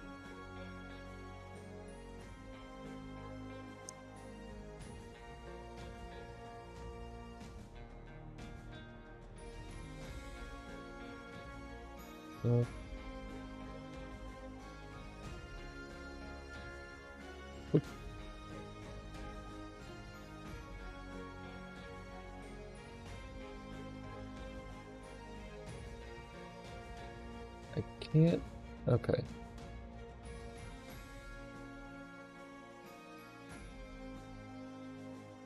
Aren't hovers not that good in industrial? The reason is actually that Industrial Age has a unit with the blast ability, I believe it is, which ignores the stealth. Alright. So our next city comes from Maret, and they have 208 million points. Their current goals are to upgrade Himeji to level 80 and then build the Blue Galaxy. So after that, they have no idea. Maybe some advice, and another goal is to be a good fighter in the guild battle rounds. They play all events, and that's why there are many older buildings. They're now an Oceanic Future, and the goal is Titan. Alright. So the screenshot is a little bit blurry. I'm not sure why, but we'll do our best. And I would say you do have a lot of the newer build. You do have a lot of the event buildings, and so I would start switching away and removing some of the older buildings, right? You do say that when you do not have enough space, you age up, but you can definitely start removing some of those older buildings, and since you have so many main event buildings, you're probably producing enough fragments of items that you can then fill in that space that are better. So when we look at your city, we have 98% efficiency, and some of that is going to come from, where was it? Yeah, so big buildings like this, try and put them on the outside of your city. You can probably also avoid things like this where you have a road along some of the bigger sides. But upgrading Himeji to 80 is an interesting one. I'm not sure why you would want to stop at 80. Generally with the Himeji Castle, what you want to do is level it up right to the point where it gets that extra attempt, and then stop there. And I don't believe that happens at level 80, so you might want to check the FOE wiki to find that good stopping point. As for some things that you could remove, so that you have a bit more space to place down newer event buildings and ones that are a bit more powerful, I would probably put an eye on the Cape Canaveral, the Temple of Relics, the Galata Tower, and just some of those event Tower of Babel especially, that you probably don't need, right? You have 290,000 population, but you have a Tower of Babel. I don't know if you need it anymore. And once you remove it, then you have a 4x4 space that you can put there instead.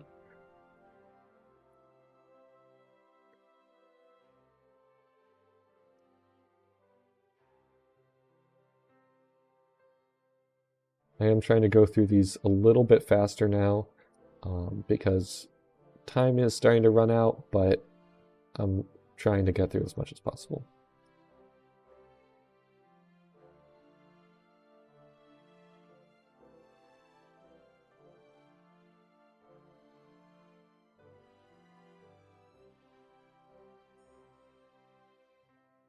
All right.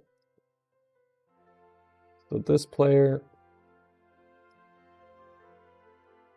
is Iamgambi, and this might be a little long. All right.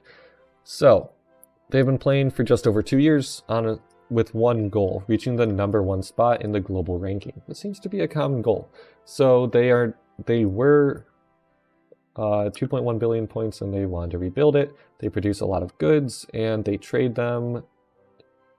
So if your goal is to donate goods to build up ranking points, Space Age Titan goods are probably the most efficient goods that you can use for this. And I would think that you could probably just donate the Space Age Titan goods and get more ranking points than they are in other ages. It depends how your trading works and the costs of it. So you say you haven't yet donated, you're waiting, but you're going to get a total of 2.2 billion, which puts you right alongside the current #1. So actually you remind me of Yao that we talked about earlier, and He's also doing a similar thing, but he's in the Iron Age donating goods. But the one thing I would be concerned with is that in terms of goods, anyone can do it. So you're going to have to keep donating goods to maintain that spot, but I don't think that should be too much of an issue. When we look at your city, we can definitely see where those goods are coming from, because you have a ton of jesters, you have a ton of autumn vineyards, and alligators, and I mean donkeys too. So yeah, definitely, I would say I have heard of people doing this before, and it's definitely a strategy that works. In terms of what I would improve is, honestly, maybe, I'm not sure what you're using your jesters on, but maybe finding a building that produces a lot of goods. And I can't think of one off the top of my head, but could be a chain set, could be an event building, could be a settlement building. And then you can use that to just duplicate goods instead of something like a jester, maybe.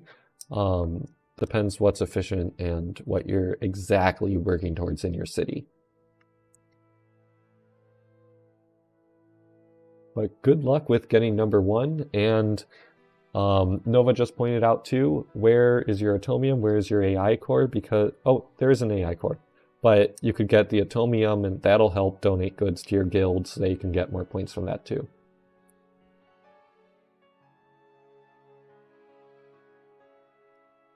Good luck getting number 1. It's always interesting seeing the battle that players have over that.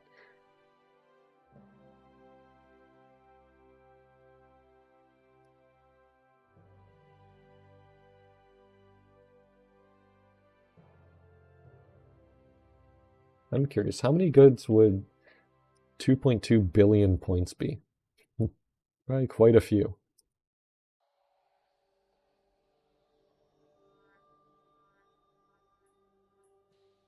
All right, looking at our next city, this is from Mattsdad here on EN7. They got rid of buildings and they want to move all no road buildings to one side of the city, just which side? All right, thoughts on his layout. So when we look at this,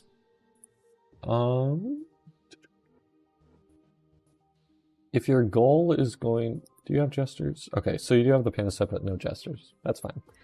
But I would probably say move your town hall in towards the middle and then have roads come out from it. Maybe a bit. And then what you can do is have your roadless buildings a bit more in kind of the fringes of the city. So fit in all the buildings that you need to in the center or towards one side and then work on that. I would say a layout like this where you have the town hall in the corner is going to be a little bit trickier to get those roadless buildings where you want them.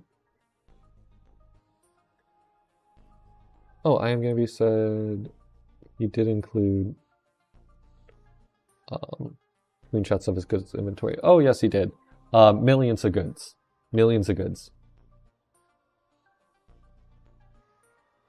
So, wow, that is quite a few. But back to the city. Also in terms of when you're redoing your layout to fit stuff in, avoid the roads along the long sides of buildings, and especially avoid things like this where you have great buildings or bigger buildings along the sides of your roads. Move those to the outside of the city, move those to places where they can be attached by 1 or 2 roads, and keep an eye on making sure that none of your roadless buildings are touching those roads unless absolutely unavoidable.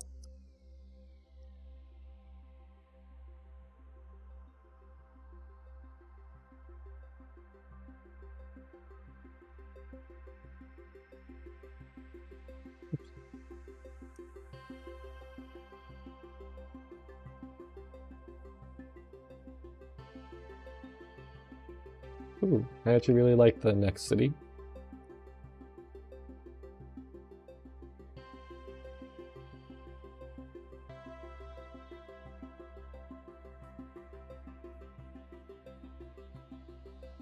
Alright, so our next one comes from Yggdrasil, who has been playing around for just over a year, and their goal is to be one of the best players. Again, seems like a common goal, but what I would recommend to those saying the best players is define what best means. So that could be ranking points, as we've seen previously. That could be aesthetics. That could be, can you reach, like, how high can you just auto battle forever? Or what's the maximum attrition that you can get? Or how high can you get a great building? So set a goalpost for where you want to reach and start working towards it. Whether that is by getting ranking points by donating goods, or as Juber says in chat, getting the highest Coliseum. Alright, let's look at your city. So for whatever reason, I really like how this city looks. I think it just has a very nice aesthetic to it, a lot of green, and when we look at your road efficiency, it's pretty high too, 110%. But when I'm looking at this, I think there are some things that we can improve, which would be having these great buildings here, or these roadless buildings. You might want to try having one of those stepped layouts that we saw earlier. And since you have a city like this with a lot of buildings that you probably have at least a lot of 1x1s, I think you could pull off the staircase very well if you wanted to be a bit more efficient. In terms of getting more event buildings, I think you're definitely on your way to that. Past Oceanic Future, you don't need a 2-lane road for incidents. So unless you want your barracks to be built, they don't have to be. You can just have it in your city unattached. And I would also probably recommend dividing up your city a bit more, having your town hall more towards the center, because you could probably get some of these buildings here, which are your Celtic taverns and druid huts, connected with fewer roads, and that could drive up your that could probably drive up your efficiency a little bit. Highest attrition you got so far was around 150. Well, that's pretty good. That's pretty good. We'll have to see if they ever decide to change attrition again. My guess is that they probably will. I hope that they do it without a cap this time. Yeah, very nice city, and good luck getting to be the best player, however you decide to set that goal.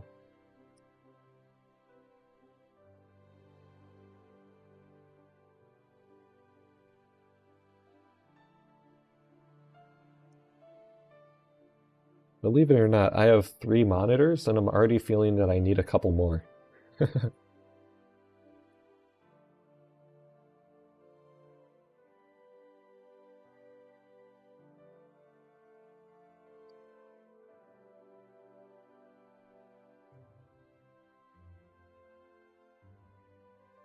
Alright, so our next city comes from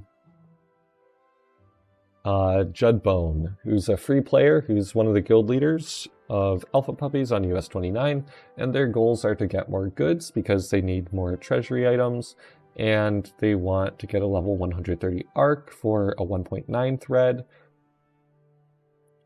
They're not planning on leaving their guild, even though many have suggested it. They will accept feedback. Alright, so the first thing I would say is, unless they have other great buildings or other arcs that are level 130, I would hold off on the 1.9 thread and just stick with lower ones. You could offer higher boosts, but unless you're having other players on to secure those spots, it would be tricky. It would be kind of tricky to have a 1.9 thread with, or 1.95 thread with only one player. If we look at your city, you do have some empty space, so I would say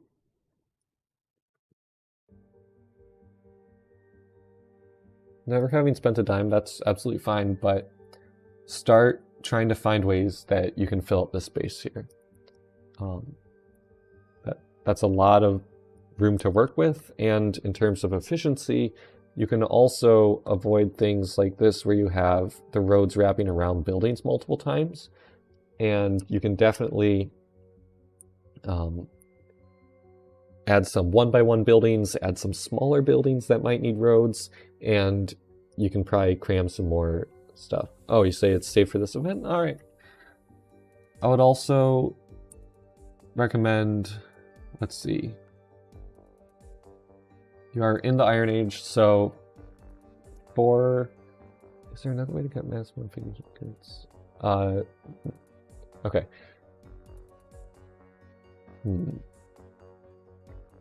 In terms of helping your guild, right? Because I believe that's what your one goal is. You say goods. If you have the time, consider looping quests with the chateau. Consider looping quests with the chateau. It takes a lot of time. It'll eat through supplies and coins if you don't have boosts for that. You could also work on getting your observatory up, because leveling your observatory will be a lot cheaper than leveling your arc, and that will contribute a lot of guild goods. You could also focus on event buildings that provide goods. You could use your Blue Galaxy to focus on goods instead of forge points or fragments. And I would also probably grab some more of these fragmented buildings and start placing them down if you have them in your inventory. But overall, I like your idea of trying to help the guild, and I hope it works out. Again, the biggest thing for a guild is education and making sure that other players are willing to help the guild and you're not just putting it all in by yourself. I think that's something that kills quite a few guilds, but if you're able to build a good place where you can work together, then that's a success.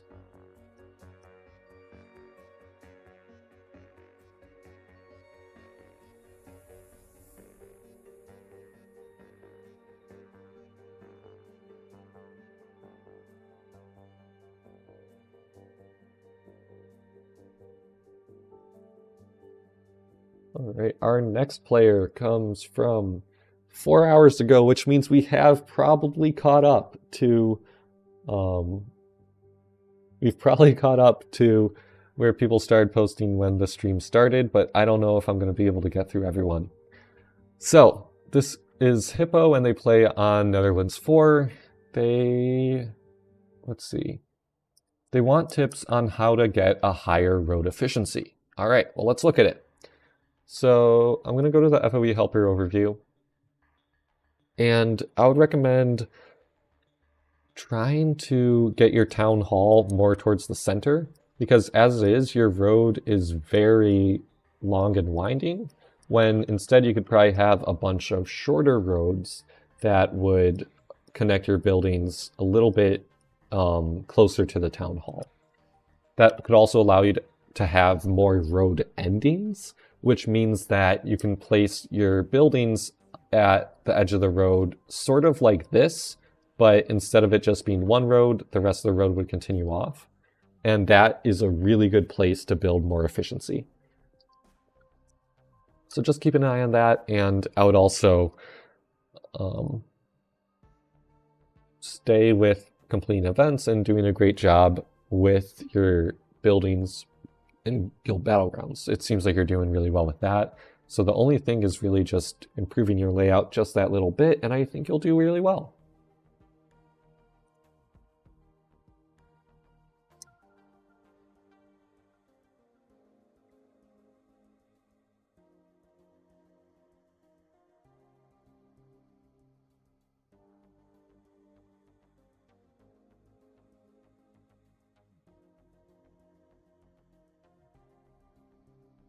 Alright, our next city is from Aiden, and they are mostly free-to-play player, but have dropped a dime or two, and they play on Carthage. They're trying to boost forge point productions, but also fighting stats, and expand for some space. So they want advice on what they can do to get Guild Expeditions level 5 completed.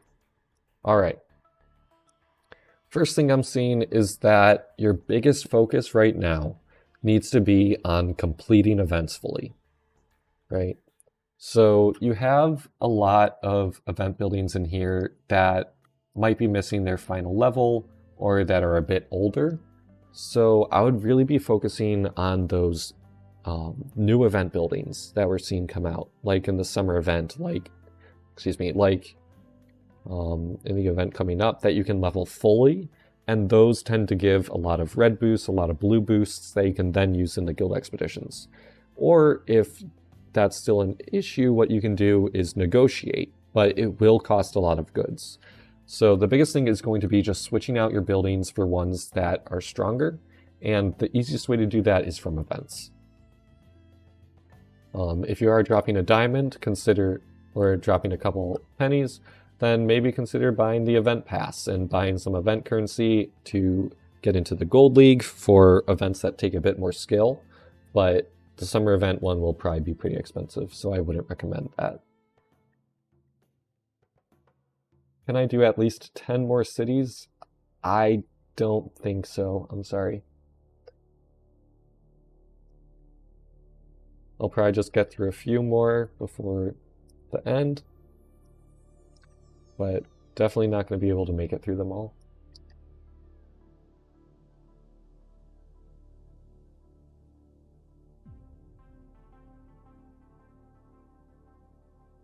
Gray Area had a great suggestion, which is to build a Shinto temple by completing the Japanese settlement, and I think that's a great idea. Alright, our next city comes from Rebs, who is all out of diamond and metal expansions, but are asking if they should take out buildings to increase attack stats or move up in age. So, with a building like this, or a city like this, what I would probably do is start work with the older buildings. So this ungolden upgraded Athlon Abbey, these Winners Plazas, and these botanical rotundas, and maybe even the Houses of Horror 2 that you can then take out and replace with something from a recent event that's a lot stronger. Oh, I forgot to switch the screen. Whoops, thank you, Nova. Yeah, so take out the Winners Plazas, the botanical rotundas, and the Houses of Horrors. Someone is asking if I will repeat these in the future, and yes. I'm thinking probably in August, maybe? But it's mainly those older event buildings, especially the windmill, that you can switch out for something that's a little bit better. But you could definitely age up if you wish, or you could continue pushing on the continent map and playing Quantum Incursions to get some extra expansions.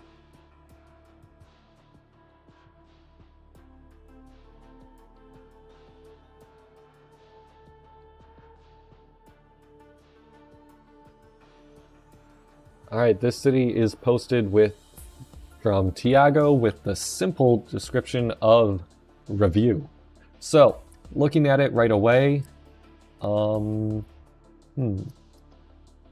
you skip the history event? Maybe.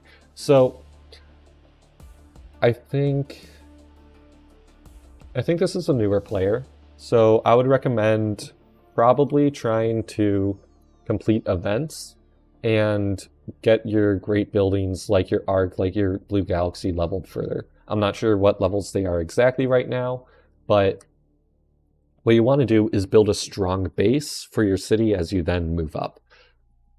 But right now, I think you have a really strong start. It's just the matter of getting in the rhythm of completing events so that you can really build up event buildings, which are the strongest buildings in your city.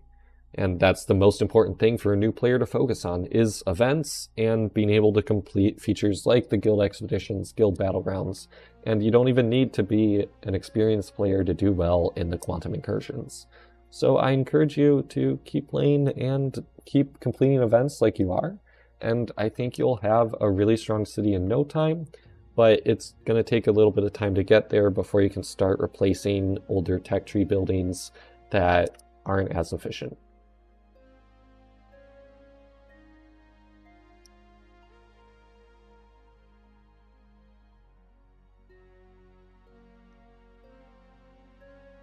And I think the final city of today, believe it or not, is going to be, hold on. Drum roll, please. Are you ready for it? You ready for it? Hey! And in a reverse card. This is coming from Lennon. I think that's how you pronounce it. I hope it's how you pronounce it. He's a German Forge of Empires YouTuber. I encourage you to check him out if you speak German. But it's now your turn to show us your city and tell us all the reasons why it is bad. So, here's my city. Let's talk through why I think it's bad, alright? Step 1. This section, the colors just aren't there, in my opinion. I think I could work on improving it, but one of the things that I want to do is find a way to kind of group the whitish blue buildings that are kind of spread out here, rather than having them a bit separated. Nova points out it does lack the Colosseum, so maybe also some of these buildings if I can move them into it. But yeah, I'd say the coloring along this middle is kind of bad. But the good news is that something like road efficiency is something that I'm happy with. It's 116% as of right now, and that includes some, oops, hold on, let me, oop. All right, there's my city overview. You can see there's some inefficient spots like right here or right here where I have blacksmiths for some quests, but no Oracle. I have the Oracle. Are you kidding me? I would never not have the Oracle. Look at that. And it's like level 40 something. But yeah, my main focus for my city is becoming agile. And that's what I forgot earlier that I was talking about, which is I want to build a city that's great for the antiques dealer, because the antiques dealer is expensive, so that's why I'm focusing on league buildings and even buildings like the Keymaster's workshop. Alright, but with that, I think we are going to end the stream here. I feel like that was a good stopping point. So thank you all very much for face reveal. No, not face reveal. So thank you all very much for joining in. Hopefully we can do something like this again soon. As I said before, I think we'll be doing it in August. I don't have a firm date on that. So make sure you're keeping an eye on Discord and on YouTube, where I'll post for when we do this again. Hopefully I can find a new way to make it a bit more roasting stream part 3. Hopefully we can figure out a way to get some more cities in here that were posted later. I think what I might do is something a bit more like the first 20 cities submitted get guaranteed, and then past that it's a lottery. I'm not really 100% sure. So thank you all for joining, and I hope you have a very good weekend and good luck with the summer event. Oop, not that. And I don't think I have an end stream button, but yeah, thank you all for joining.